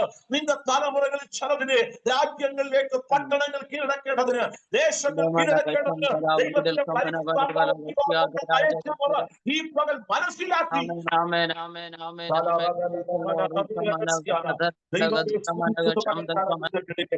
ഞാൻ മടങ്ങി വരുന്ന ദൂതിന്റെ പ്രസക്തമായ ഭാഗങ്ങൾ പറഞ്ഞ് ഞാൻ വേഗത്തിൽ അവസാനിപ്പിക്കാം. സ്തോത്രം, ശ്രദ്ധിച്ച് അവിടെ നാം വായിച്ച വാക്യം ഇങ്ങനെയാണ്, സ്തോത്രം, അവനോട് പ്രാർത്ഥിച്ചാൽ എന്തു പ്രയോജനം. 3 കാര്യം ഞാൻ വേഗത്തിൽ കമ്പിവാചകങ്ങൾ പോലെ പറഞ്ഞ് ഞാൻ അവസാനിപ്പിക്കാം. സ്തോത്രം, 3 കാര്യങ്ങൾ. 1, ശ്രദ്ധിക്കുക, യെശയ്യാപ്രവാചകന്റെ പുസ്തകം 37-ാം അധ്യായം അതിന് 15-ാമത്തെ വാക്യം. ഐഷ്യാ ചാപ്റ്റർ 37 15-ാമത്തെ വാക്യം ഞാനൊന്ന് വായിച്ച് ഞാൻ എന്റെ ചിന്ത മുൻപോട്ട് കൊണ്ടുപോകട്ടെ. സ്തോത്രം, ഹിസ്കിയാവ് യഹോവയോട് പ്രാർത്ഥിച്ചു പറഞ്ഞതെന്നാൽ, ഇസ്രായേലിന്റെ ദൈവമായി കെരൂബുകളുടെ മീതെ അധിവസിക്കുന്നവനായ സൈന്യങ്ങളുടെ യഹോവേ, നീ ഒരുത്തൻ മാത്രം ഭൂമിയിലെ സർവ്വരാജ്യങ്ങൾക്കും ദൈവമാകുന്നു. ശ്രദ്ധിക്കണേ, യഹൂദാദേശത്തെ ഏറ്റവും ശക്തനായ ഭക്തനായ രാജാവായിരുന്നു ഹിസ്കിയാവിന്റെ ഒരു പ്രാർത്ഥനയാണ് നാം അവിടെ വായിപ്പാൻ ഇടയായി തീർന്നത്. ചരിത്രമൊക്കെ പറയണമെങ്കിൽ മണിക്കൂറുകൾ എടുക്കും. സ്തോത്രം, ഒറ്റ വാക്കിൽ ഞാൻ പറഞ്ഞ് അവസാനിപ്പിക്കാം. ഈ സ്തോത്രം, ഈ ഭാഗം, ഈ പ്രവചനത്തിൽ എഴുതിയിരിക്കുന്ന ഭാഗത്തിന്റെ ചരിത്ര പശ്ചാത്തലം എന്ന് പറയുന്നത്, നിങ്ങൾ എപ്പോഴെങ്കിലും സമയം കിട്ടുമ്പോൾ ദൈവം ചിന്തിക്കുന്നവർക്ക് വേണ്ടി ഞാൻ പറയാം. 2 ദിനവൃത്താന്തങ്ങളുടെ പുസ്തകം 32-ാം അധ്യായം 1-ാമത്തെ വാക്യം ഇങ്ങനെയാണ് വായിക്കുന്നത്, ഈ കാര്യങ്ങൾ, ഈ വിശ്വസ്ത പ്രവർത്തിയും കഴിഞ്ഞ ശേഷം അശ്ശൂർ രാജാവായ സൻഹരീബ് വന്ന് യഹൂദയിൽ കടന്നുറപ്പുള്ള പട്ടണങ്ങളെ നിരോധിച്ച് കൈവശമാക്കുവാൻ ഭാവിച്ചു. 2 ദിനവൃത്താന്തം 32:1. അവിടെ എഴുതിയിരിക്കുന്ന ഒരു പദം ഈ കാര്യങ്ങൾ ഏത് കാര്യങ്ങളാ? ഒരല്പം പുറകോട്ട് പോകണം. 29, 30, 26, 27, 28 അധ്യായങ്ങൾ നിങ്ങൾ പഠിക്കുമ്പോൾ 2 ദിനവൃത്താന്തം, 2 Chronicles chapter 26, 27 and 28 ഈ 3 ചാപ്റ്ററുകൾ, ഈ 3 അധ്യായങ്ങൾ പഠിക്കുമ്പോൾ അവിടെ നമുക്ക് കാണുവാൻ കഴിയുന്നു, ഈ ഹിസ്കിയ രാജാവ് അധികാരമേറ്റപ്പോൾ യെരൂശലേം ദേവാലയം അടഞ്ഞു കിടന്നു. ശ്രദ്ധിച്ചു കേൾക്കണേ, യെരൂശലേം ദേവാലയം അടഞ്ഞു കിടന്നു. പുരോഹിതന്മാർ ആലയത്തിൽ വരാതായി, ജനം ആലയത്തിൽ വരാതായി. സ്തോത്രം. യാഗപീഠം ഇടിഞ്ഞു കിടന്നു. യാഗപീഠത്തിൽ ചാരം മൂടി യാഗപീഠം മുഴുവൻ തകർന്നു കിടക്കുന്ന, ആനകൾ തരിപ്പണമായി ആരാധന നഷ്ടപ്പെട്ട ഒരു യഹൂദ സമൂഹത്തെ, ഇസ്രായേലിയ ജനത്തെ അവിടെ കാണുവാൻ കഴിയും. എന്റെ പ്രിയമുള്ളവരെ, അവന് മുൻപുണ്ടായിരുന്ന രാജാക്കന്മാർ പലരും ഉണ്ടായിരുന്നു. അവരാരും ആ ഭാഗത്തേക്ക് എത്തി നോക്കിയില്ല. അവരാരും തകർന്നു കിടക്കുന്ന യാഗപീഠം കണ്ടില്ല. അവരാരും പുരോഹിതന്മാർ ആലയത്തിൽ വരാത്തതെന്നാണെന്ന് ചോദിച്ചില്ല. ജനത്തെ ഒരുമിച്ച് കൂട്ടിയില്ല. ആരാധന ക്രമപ്പെടുത്തണമെന്നും ചാരം നീക്കി യാഗപീഠത്തിൽ യാഗം നടക്കണമെന്നുമുള്ള ചിന്ത ഹിസ്കിയാവിന്റെ പിതാക്കന്മാർക്കോ മുൻപുണ്ടായിരുന്ന രാജാക്കന്മാർക്കോ ഉണ്ടാകാതിരുന്നപ്പോൾ ദൈവം ഒരുത്തരെ ഉണർത്തി. ആരാണ്? അവന്റെ പേരാണ് ഹിസ്കിയാവ്. ദൈവമക്കളെ, ഞാനൊരു കാര്യം പറയാം. ഞാൻ കഴിഞ്ഞ ദിവസങ്ങളിലൊക്കെ പലയിടങ്ങളിൽ സൂക്ഷിക്കുമ്പോൾ ഞാൻ പറഞ്ഞൊരു കാര്യമുണ്ട്. നമുക്ക് ആത്മീയ ശോഷണം വന്നിരിക്കുകയാണ്. നമുക്ക് ആത്മീയ മൂല്യച്യുതി വന്നിരിക്കുകയാണ്. സ്തോത്രം. എന്താ കാര്യം? ഒറ്റ വാക്കിൽ പറഞ്ഞാൽ ഇതിന് എല്ലാം പിന്നിലുണ്ടായിരിക്കുന്ന ഏറ്റവും വലിയ പ്രശ്നം എന്ന് പറയുന്നത് നാം സാമ്പത്തികമായി പ്രാപിച്ച നന്മയാണ്. എന്നോട് ചോദിക്കും, പക്ഷെ സാമ്പത്തികമായ നന്മ വേണ്ടോ? വേണം. നമുക്കെല്ലാം ജീവിക്കാൻ പണം വേണം. പക്ഷെ ഞാൻ പറയട്ടെ, ആത്മീക തലങ്ങളിൽ എത്തി നിൽക്കുന്ന ആത്മീക മണ്ഡലങ്ങളിൽ വലിയ മൂല്യച്യുതികൾ സംഭവിച്ചുകൊണ്ടിരിക്കുകയാണ്. പ്രാർത്ഥന ആർക്കും വേണ്ട, ഉപവാസം ആർക്കും വേണ്ട, ആരാധന ആർക്കും വേണ്ട, കരയുവാൻ ആളുകളില്ല, യോഗം വെച്ചാൽ ആരില്ല. ഈ അടുത്ത സമയത്ത് ഞാൻ കോട്ടയത്തൊരു സ്ഥലം ഞാൻ പറയുന്നില്ല, ഒരു പ്രസിദ്ധമായ സഭയിൽ ഞാൻ മീറ്റിങ്ങിനായി കടന്നുപോയി. 3 ദിവസത്തെ പ്രവാസ പ്രാർത്ഥനയാണ്, വീട്ടിൽ വെച്ചാ പ്രാർത്ഥന. ഞാൻ അവിടെ ചെല്ലുമ്പോൾ 12 പേരാണ് ആ യോഗത്തിൽ. 45 കുടുംബമുള്ള ഒരു സഭയിൽ വളരെ ആഗ്രഹത്തോടെ വീട്ടിൽ പ്രാർത്ഥന വെച്ചപ്പോൾ വന്നത് 12 പേര്. അടുത്ത രസം എന്ന് പറയുന്നത്, ഈ 12 പേരിൽ 6 പേരാ വീട്ടുകാർ, പ്ലസ് 2 പാസും ഭാര്യയും. 8 പേരെന്ന് പറയുന്നത് സ്തോത്രം ആ വീടുമായിട്ട് ബന്ധപ്പെട്ടത്. പിന്നെ വന്നത് 4 പേരാ. 4 പേര്. ജനത്തിന് സൗകര്യങ്ങൾ കൂടി, വാഹനങ്ങൾ കൂടി, സംവിധാനങ്ങൾ കൂടി, എല്ലാ ഫെസിലിറ്റീസും ദൈവം നമുക്ക് തന്നു. പക്ഷെ ദൈവത്തോടുള്ള സ്നേഹവും ദൈവത്തോടുള്ള ഏകാഗ്രതയും ദൈവത്തോടുള്ള ഭക്തിയും എനിക്കും നിങ്ങൾക്ക് കുറഞ്ഞിരിക്കുകയാണ്. എന്താ കാര്യം? ആലയത്തിൽ ചാരം മൂടി കിടക്കുകയാണ്. നമ്മുടെ പ്രാർത്ഥനയുടെ യാഗപീഠം ഇടിഞ്ഞു കിടക്കുകയാണ്. പല കുടുംബങ്ങളിലും കുടുംബ പ്രാർത്ഥനകൾ പോലുമില്ല. സഭകളിൽ പ്രാർത്ഥനയ്ക്ക് വരുവാൻ, യാഗപീഠം പണിയുവാൻ ആളുകളില്ലാത്ത ഒരു വലിയ കാലഘട്ടത്തിലേക്ക്, അധഃപതനത്തിന്റെ ആഴങ്ങളിലേക്ക് നാം മാറ്റപ്പെട്ടുകൊണ്ടിരിക്കുകയാണ്. ഇതിനൊരു സമാപ്തിയും ഇതിനൊരു അറുതിയും വരണ്ടേ എന്ന് പലപ്പോഴും ഞാൻ ചോദിക്കാറുണ്ട്. ദൈവമക്കളെ, അതിനുവേണ്ടിയാണ് ഇങ്ങനെയുള്ള പ്രാർത്ഥനാ ഗ്രൂപ്പുകൾ, അവിടെ ദേശങ്ങൾ, രാജ്യങ്ങളിൽ നിന്ന് പ്രാർത്ഥിക്കുന്ന നിങ്ങളുടെ നിയോഗം, നിങ്ങളുടെ മേലുള്ള അഭിഷേകം എന്ന് പറയുന്നത് ചെറുതല്ല. അത് ഓർത്തിയ ദൈവത്തിന് സ്തോത്രം പറയുകയാണ്. ശ്രദ്ധിച്ച്, ഹിസ്കിയാവ് പുരോഹിതന്മാരെ കൂട്ടിവരുത്തി, ജനത്തെ കൂട്ടിവരുത്തി, അവരോട് കൃത്യമായി സംസാരിച്ചു, അവരോട് വ്യക്തമായി ഇടപെട്ടു. നമ്മുടെ യാഗപീഠം ഇങ്ങനെ കിടന്നാൽ പറ്റുകയില്ല. അവനത് പണിയാൻ തുടങ്ങി. യാഗപീഠം പണിതു, പുരോഹിതന്മാരെ കൂട്ടിവരുത്തി, ആരാധന ക്രമീകരിച്ചു, ആലയത്തിൽ ആരാധന യഥാസ്ഥാനപ്പെട്ടു. ആരാധന യഥാസ്ഥാനപ്പെട്ടു. നാം വായിക്കുന്ന വാക്യം 2 ദിനവൃത്താന്തം 32-1 വാക്യം ശ്രദ്ധിക്കണേ. 2 ദിനവൃത്താന്തം 32-1. അവിടെ ഇങ്ങനെയാണ് വായിക്കുന്നത്: ഈ കാര്യങ്ങളും ഈ വിശ്വസ്ത പ്രവൃത്തി കഴിഞ്ഞ ശേഷം അശ്ശൂർ രാജാവായ സൻഹെരീബ് വന്ന് യഹൂദയിൽ കിടന്നുറപ്പുള്ള പട്ടണങ്ങളെ നിരോധിച്ച് കൈവശമാക്കുവാൻ ഭാവിച്ചു. സൻഹെരീബ് വന്ന് യഹൂദയിൽ പ്രാർത്ഥിക്കുന്ന യാഗപീഠം ക്രമീകരിക്കപ്പെട്ടവന് വട്ടം ചുറ്റി വളഞ്ഞു കിടക്കുമ്പോൾ, യാഗപീഠത്തെ ആലയത്തെ, ആരാധനയെയും രാജ്യത്തെയും വളഞ്ഞു കിടക്കുമ്പോൾ ഹിസ്കിയാ രാജാവ് ചെയ്തൊരു കാര്യമുണ്ട്. യെശയ്യാ പ്രവാചകന്റെ പുസ്തകം 37-ാം അധ്യായം സ്തോത്രം. അവിടെ നാം വായിക്കുന്നത് അവൻ ആലയത്തിലേക്ക് ഓടി. പ്രതിസന്ധി വന്നപ്പോൾ, പ്രതികൂലം വന്നപ്പോൾ, ജീവിതത്തിൽ സ്തോത്രം എതിർപ്പുകൾ വന്നപ്പോൾ ഭക്തൻ ചെയ്ത കാര്യം അവൻ നേരെ ആലയത്തിലേക്ക് ഓടുകയാണ്. ആലയത്തിൽ ചെന്ന് അവൻ പ്രാർത്ഥിക്കാൻ തുടങ്ങി, അവൻ കരയാൻ തുടങ്ങി. എന്താ പ്രാർത്ഥിച്ചത്? നാം വായിച്ച 15-ാമത്തെ വാക്യം, സൈന്യങ്ങളുടെ യഹോവേ, നീ ഒരുവൻ മാത്രം ഭൂമിയിലെ സർവ്വരാജ്യങ്ങൾക്കും ദൈവമാകുന്നു. ശ്രദ്ധിക്കണേ പ്രിയമുള്ളവരെ, നമ്മുടെ ദൈവം പല ദൈവങ്ങളെ കൂട്ടത്തിലൊരു ദൈവമല്ല. ഇന്ന് പകൽ എനിക്ക് പറയാൻ ഒറ്റ പദമേ ഉള്ളൂ, അവൻ ഏകനായി മഹാത്ഭുതങ്ങളെ ചെയ്യുന്ന ദൈവമാണ്. എത്ര പേർക്ക് വിശ്വസിക്കാൻ കഴിയും? ഈ സ്തോത്രം 2025 ആരംഭ മാസത്തിന്റെ 24-ാമത്തെ തീയതിയിൽ പകൽക്കാലം ദൈവസഭയ്ക്ക്, ജനത്തിന് ദൈവാത്മാവ് ഒരു കൈമാറ്റം ചെയ്യപ്പെടുന്ന ദൂത്. സ്തോത്രം. അവൻ ഏകനായി മഹാത്ഭുതങ്ങളെ ചെയ്യുകയാണ്. അവൻ അത്ഭുതം ചെയ്യുന്നവനല്ല. എന്റെ ദൈവത്തിന്റെ പ്രത്യേകത, അവൻ മഹാത്ഭുതങ്ങളെ ചെയ്യുന്ന ദൈവമാണ്. ഞാൻ മുൻപോട്ട് പോകട്ടെ. ഹിസ്കിയാവ് യഹോവയോട് പ്രാർത്ഥിച്ചു. സ്തോത്രം. 15-ാമത്തെ വാക്യത്തിൽ യഹോവയോട് പ്രാർത്ഥിച്ചു പറഞ്ഞെന്നാൽ, ഇസ്രായേലിന്റെ ദൈവമായി കെരൂബുകളുടെ മീതെ അധിവസിക്കുന്ന സൈന്യങ്ങളുടെ യഹോവേ, നീ ഒരുത്തൻ മാത്രം ഭൂമിയിലെ സർവ്വരാജ്യങ്ങൾക്കും ദൈവമാകുന്നു. സ്തോത്രം. സ്വർഗത്തിലെ ദൈവം പ്രാർത്ഥന കേട്ടപ്പോൾ അവൻ അടങ്ങിയിരിക്കാൻ പറ്റിയില്ല. പ്രാർത്ഥിച്ചാൽ പ്രയോജനമുണ്ടോ? നമ്മുടെ വിഷയം അതാണ്. പ്രാർത്ഥിച്ചാൽ പ്രയോജനമുണ്ടോ? അതിന്റെ മറുപടിയാണ് 33-ാമത്തെ വാക്യം.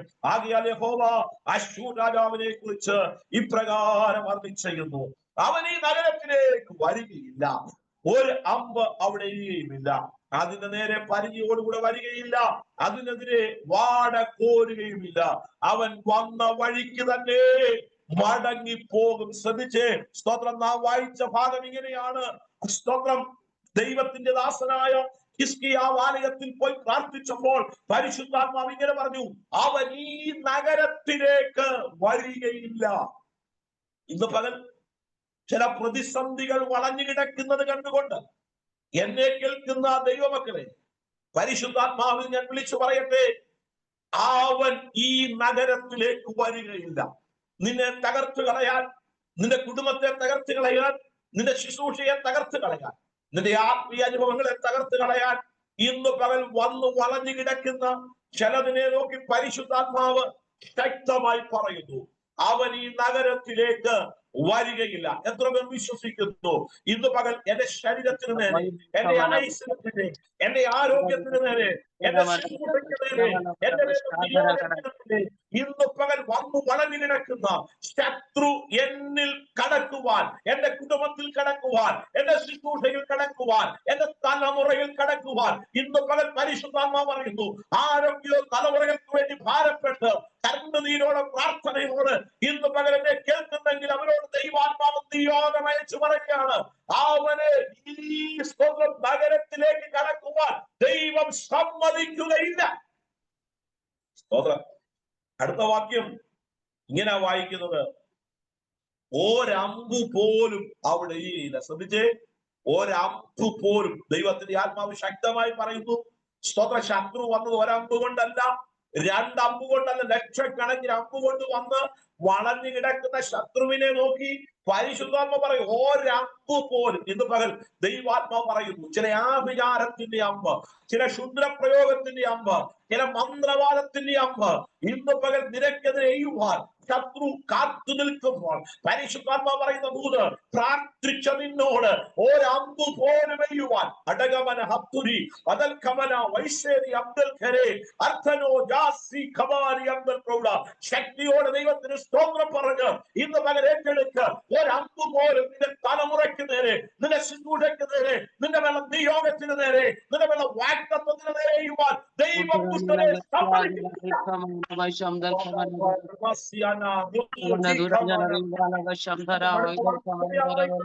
അതിന് നേരെ പരിധിയോടുകൂടെ വരികയില്ല. ഇന്ന് പകൽക്കാലം നിന്നെ തകർത്ത് കളയുവാൻ, നീ പ്രാർത്ഥിക്കുന്ന പ്രാർത്ഥനയെ തടയാൻ ശത്രു പിടിച്ചിരിക്കുന്നതിന് പരിധിയുണ്ടല്ലോ. ഇന്ന് പകൽക്കാലം അതിനെതിരെ പരിധിയോടുകൂടെ വരികയില്ല. അടുത്ത വാക്യമാണ് എന്റെ കുറുവാക്യം, അവൻ വന്ന വഴിയിലേക്ക് അവനെ മടക്കി അയക്കും. ഈ പകൽ വിശ്വസിക്കുക. നമുക്കറിയത്തില്ല നമുക്കെതിരെ ആരാ പ്രവർത്തിച്ചത്, എവിടുന്നാ പ്രവർത്തിച്ചത്. പരിശുദ്ധാത്മാവ് ശക്തമായി പറയുന്നു, അവനെ വന്ന വഴിയിലേക്ക്, ചില ആഭിചാരത്തിന്റെ പോരുകളെ, ചില ശുദ്രപ്രയോഗത്തിന്റെ പോരുകളെ ഇന്ന് പകൽ പരിശുദ്ധാത്മാവ് വന്ന ഇടത്തേക്ക് വിശ്വസിച്ച് ദൈവത്തിന് സ്തോത്രം പറ, ആഴത്തിൽ ദൈവത്തിന് മഹത്വം പറ, ഹൃദയത്തിൽ അന്തരാത്മാവിൽ ഇരിക്കുന്ന ഇടത്തിരുന്നു കൊണ്ട് ഇന്ന് പകൽ വെളിപ്പാടിൽ പറ, ചിലതിന്റെ ദൈവം വന്ന വഴിയിലേക്ക്. ശത്രു എങ്ങോട്ടും പോകത്തില്ല, എവിടേക്കെങ്കിലും മടങ്ങി പോകുന്നില്ല. ഞാൻ വ്യക്തമായി അനുഭവിച്ചിട്ടുണ്ട് ഒത്തിരി അനുഭവങ്ങൾ, നൂറുകണക്കിന് അനുഭവങ്ങൾ എനിക്ക് പറയാനുണ്ട്. തലമുറകളുടെ വിദ്യാഭ്യാസത്തെ തകർത്ത് കളയുവാൻ, അവരുടെ കുടുംബജീവിതത്തെ തകർത്ത് കളയുവാൻ, അവരുടെ ഭാവിയെ തകർത്ത് കളയുവാൻ, സ്വന്തം നമ്മുടെ മേലെ നിയോഗത്തെ തകർത്ത് കളയുവാൻ ചെയ്തു വിട്ട ജനതയെ ഇന്ന് പകൽ എവിടെ നിന്നാണോ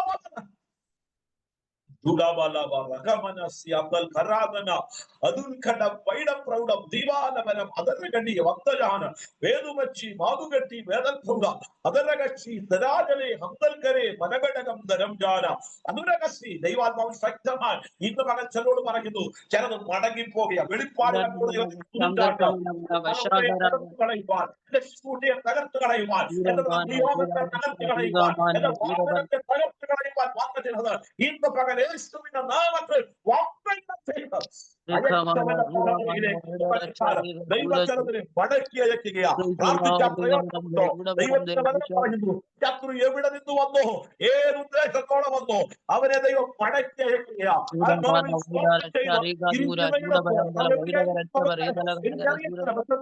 പറയുന്നു, നീ ഇരിക്കുന്ന ഇടത്ത് നൂറ് കൈമാറുമ്പോൾ ദൈവാത്മ വ്യക്തമായി പറയുന്നു, ചിലതിനെ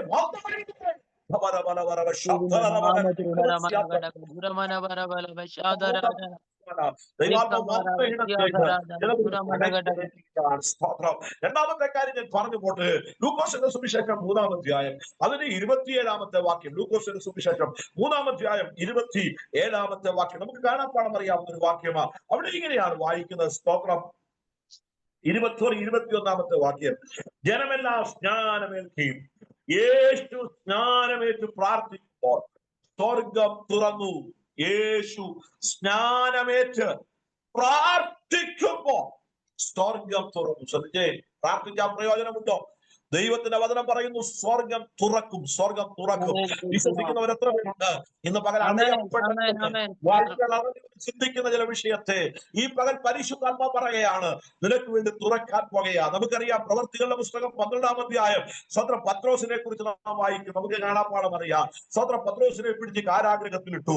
സ്വന്തം സഭ ശ്രദ്ധയോടെ അവന് വേണ്ടി പ്രാർത്ഥിച്ചു. ശ്രദ്ധയോടെ പ്രാർത്ഥിക്കുന്ന ഒരു സഭ, പ്രതീക്ഷകൾ അസ്തമിച്ച്, ആശകളറ്റ്, സ്വന്തം പ്രതീക്ഷകൾക്ക് വിപരീതമായി സ്വന്തം പിശാച് പലതും പറഞ്ഞു നിൽക്കുമ്പോൾ സഭ പറഞ്ഞു, ഇല്ല, അവനെ പുറത്തു കൊണ്ടുവരുവാൻ ഞങ്ങളുടെ പ്രാർത്ഥനയ്ക്ക് കഴിയും. ദൈവാത്മാവ് ഈ പകൽ പറയുന്നു, ചിലതിനെ പുറത്തു കൊണ്ടുവരുവാൻ, ചില ബന്ധിക്കപ്പെട്ടതിനെ, അന്ധകാരത്തിൽ കിടക്കുന്ന പിശാചിന്റെ ആധിപത്യത്തിൽ കിടക്കുന്ന ചിലതിനെ പുറത്തു കൊണ്ടുവരുവാൻ പ്രാർത്ഥനയ്ക്ക് കഴിയും. ജയിലറകളിൽ കിടക്കുന്ന, തടവറകളിൽ കിടക്കുന്ന, ബന്ധിക്കപ്പെട്ട് കിടക്കുന്ന അതിനെ പുറത്തു കൊണ്ടുവരാൻ സഭ പ്രാർത്ഥിക്കും. പത്രോസ് സുഖമായിട്ട് ഇറങ്ങി. അത്ര രാത്രി യഹോവയുടെ ദൂതൻ കാരാഗ്രഹത്തിൽ ഇറങ്ങി പത്രോസിന്റെ വിലാപ്പുറത്ത് തട്ടി. പത്രോസ് സ്വപ്നം കാണുന്നവനെ പോലെ പുറകിൽ നടന്ന് അവന്റെ പുറകെ നടന്നു വരുമ്പോൾ, നിങ്ങൾ ശ്രദ്ധിക്കണേ പ്രിയമുള്ളവരെ, സ്തോത്രം. പട്ടണത്തിന് 3 വാതിലുണ്ട്, ഇരുമ്പ് വാതിൽ. 1-ാമത്തെ വാതിൽ 2-ാമത്തെ വാതിലും കടന്നു. പക്ഷെ പുറത്തേക്ക് വരുമ്പോൾ ഒരു ഇരുമ്പ് വാതിലുണ്ട്. അവിടെ ഇങ്ങനെയാ എഴുതിയിരിക്കുന്നത്, പത്രോസ് അവിടെ ചെല്ലുമ്പോൾ 6 വേണ്ടി വാതിൽ തുറക്കുന്നത് ചിന്തിച്ച പത്രോസിന് വേണ്ടി ആ വാതിൽ സ്വതവേ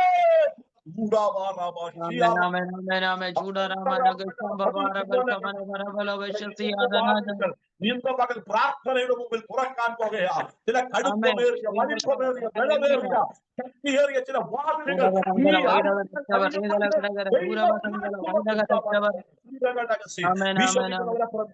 എന്റെ പ്രാർത്ഥന മുഖാന്തരം ഞാൻ പ്രാർത്ഥിക്കുന്ന വിഷയത്തിനുമേൽ എന്റെ തലമുറയ്ക്ക് മുമ്പിൽ തടസ്സമായി നിൽക്കുന്ന, എന്റെ കുഞ്ഞുങ്ങളുടെ വാഗ്ദത്തങ്ങൾക്ക് മുമ്പിൽ തടസ്സമായി നിൽക്കുന്ന ചില വാതിലുകൾ ദൈവം തുറക്കാൻ പോകുകയാ. വിശ്വാസത്തോടെ സ്തോത്രം ചെയ്യും, വിശ്വാസത്തോടെ ഏൽപ്പിച്ചു കൊടുത്ത് പ്രാർത്ഥിക്കുക. ചിലത് സ്വതവേ തുറക്കും. എത്ര പേർക്ക് വിശ്വസിപ്പാൻ കഴിയോ? സ്വതവേ തുറക്കുന്നത് ഇന്നു പകൽ വെളിപ്പാടിൽ കണ്ടുകൊണ്ട് ദൈവത്തെ സ്തുതിക്കണം. പ്രാർത്ഥിച്ച പ്രയോജനമുണ്ടോ? ചിലത് ദൈവം തുറക്കും. സ്തോത്രം. ലൂക്കോസിന്റെ സുവിശേഷം 9-ാം അധ്യായം 27-28 വാക്യം വായിച്ച് ഞാൻ ദൂതിന് സ്തോത്രം സമാപ്തി കുറിക്കുകയാണ്. ലൂക്കോസിന്റെ സുവിശേഷം 9-ാം അധ്യായം അതിന്റെ 28, 29, 28, 29 ഈ വാക്കുകളെ പറഞ്ഞിട്ട് ഏകദേശം 8 നാൾ കഴിഞ്ഞപ്പോൾ അവൻ പത്രോസിനെയും യോഹന്നാനെയും യാക്കോബിനെയും കൂട്ടിക്കൊണ്ട് പ്രാർത്ഥിപ്പാൻ മലയിൽ കയറിപ്പോയി. അവൻ പ്രാർത്ഥിക്കുമ്പോൾ മുഖത്തിന്റെ ഭാവം മാറി. ശ്രദ്ധിച്ചേ, പ്രാർത്ഥിച്ച പ്രയോജനമുണ്ടോ? ദൈവത്തിന്റെ വചനം പറയുന്നു, ഭാവത്തെ മാറ്റുന്നതാ പ്രാർത്ഥന. ഭാവത്തെ മാറ്റുന്നതാ, സ്ഥിതി മാറ്റുന്ന. യഹോവ തന്റെ ജനത്തിന്റെ സ്ഥിതി മാറ്റുമ്പോൾ യാക്കോബ് സന്തോഷിക്കുകയും ഇസ്രായേൽ ആനന്ദിക്കുകയും ചെയ്യും. പലരുടെയും സ്ഥിതി മാറുന്നത് നീ കണ്ടു. നിന്റെ സഹോദരങ്ങളുടെ, നിന്റെ രക്തബന്ധങ്ങളുടെ, നിന്റെ ചാർച്ചക്കാരുടെ, സ്നേഹിതന്മാരുടെ ഒക്കെ സ്ഥിതി മാറുന്നത് നീ കണ്ടു. പക്ഷെ പരിശുദ്ധാത്മാവ് ഇന്ന് പകൽക്കാലം പറയുന്നു, നിന്റെ സ്ഥിതി മാറാൻ പോകുക കുഞ്ഞെ. നീ പ്രാർത്ഥിച്ചപ്പോൾ അവന്റെ മുഖത്തിന്റെ ഭാവം മാറി. എന്നും കുന്നും നീ കരഞ്ഞുകൊണ്ടിരിക്കാനുള്ളവനല്ല, എന്നും കുന്നും നിലവിളിച്ചുകൊണ്ടിരിക്കാനുള്ളവനല്ല. നിന്റെ പ്രാർത്ഥനാ ശബ്ദത്തിൽ ഇറങ്ങി വന്ന് നിന്റെ സ്ഥിതി മാറ്റുന്ന ഒരു കർത്താവുണ്ട്. നിന്റെ നിലവാരങ്ങൾക്ക് മാറ്റം വരുത്തുന്ന ഒരു കർത്താവുണ്ട്. എത്ര പേർക്ക് വിശ്വസിപ്പാൻ കഴിയോ? സ്തോത്രം. ഇന്ന് പകൽക്കാലം ഞാൻ ദൂതുകളെ ഇവിടെ അവസാനിപ്പിക്കുകയാണ്. ഞങ്ങൾ സർവശക്തനെ ശ്രമിപ്പാൻ അവനോട് പ്രാർത്ഥിച്ചാൽ എന്ത് പ്രയോജനമെന്ന് പറയുന്നു. പ്രാർത്ഥിച്ചാൽ എന്ത് പ്രയോജനമെന്ന് പറയുന്നു. മുമ്പിൽ ദൈവാത്മാ 3 ദൂതാണെന്ന് പകൽക്കാലം കൈമാറി. ഒന്ന്, പ്രാർത്ഥിച്ചാൽ ശത്രു എവിടെ നിന്ന് വന്നു അവനെ വന്ന ഇടത്തേക്ക് മടക്കി അയക്കും. പ്രാർത്ഥിച്ചാൽ സ്തോത്രം സ്വതവേ തുറക്കുന്ന ഒരു ദൈവമുണ്ട്. സ്തോത്രം. പ്രാർത്ഥിച്ച സഭയ്ക്ക് വേണ്ടി പത്രോസിന്റെ കാരാഗ്രഹത്തെ തുറന്ന് അവനെ പുറത്തെത്തിച്ചു. മാത്രമല്ല, പ്രാർത്ഥിക്കുന്നവന്റെ സ്ഥിതി മാറും. പ്രാർത്ഥിച്ചപ്പോൾ മുഖത്തിന്റെ ഭാവം മാറി.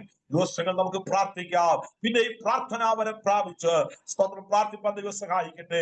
പരിശുദ്ധ പിതാവേ, നന്ദിയുള്ള ഹൃദയത്തോടെ സ്തോത്രം.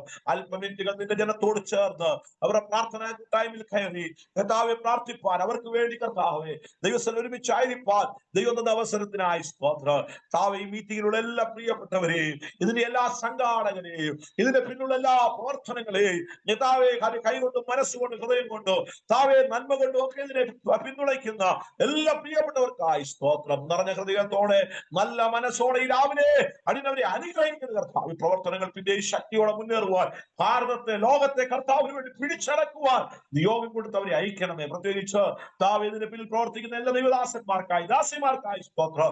അവരുടെ കുടുംബങ്ങൾക്കായി, തലമുറകൾക്കായി ഞാൻ സ്തോത്രം ചെയ്ത് പ്രാർത്ഥിക്കുമ്പോൾ നിറഞ്ഞ ഹൃദയത്തോടെ നല്ല മനസ്സോടെ പിതാവിന്റെയും പുത്രന്റെയും പരിശുദ്ധാത്മാവിന്റെയും നാമത്തിൽ അവരെ അനുഗ്രഹിച്ച് പ്രാർത്ഥിക്കും. അവരെല്ലാം ഒരു അനുഗ്രഹമായി തീരണം. നന്മയ്ക്കായി സകലം യേശു കർത്താവിൻ നാമത്തിൽ തന്നെ ആമേൻ. എനിക്ക് ഇങ്ങനെ അവസരം ഒരുക്കി തന്ന അതിനായി ക്ഷണിച്ച എല്ലാ വാത്സല്യ പ്രിയപ്പെട്ടവരോട് നന്ദി അറിയിക്കുന്നു. May God bless you. Thank you.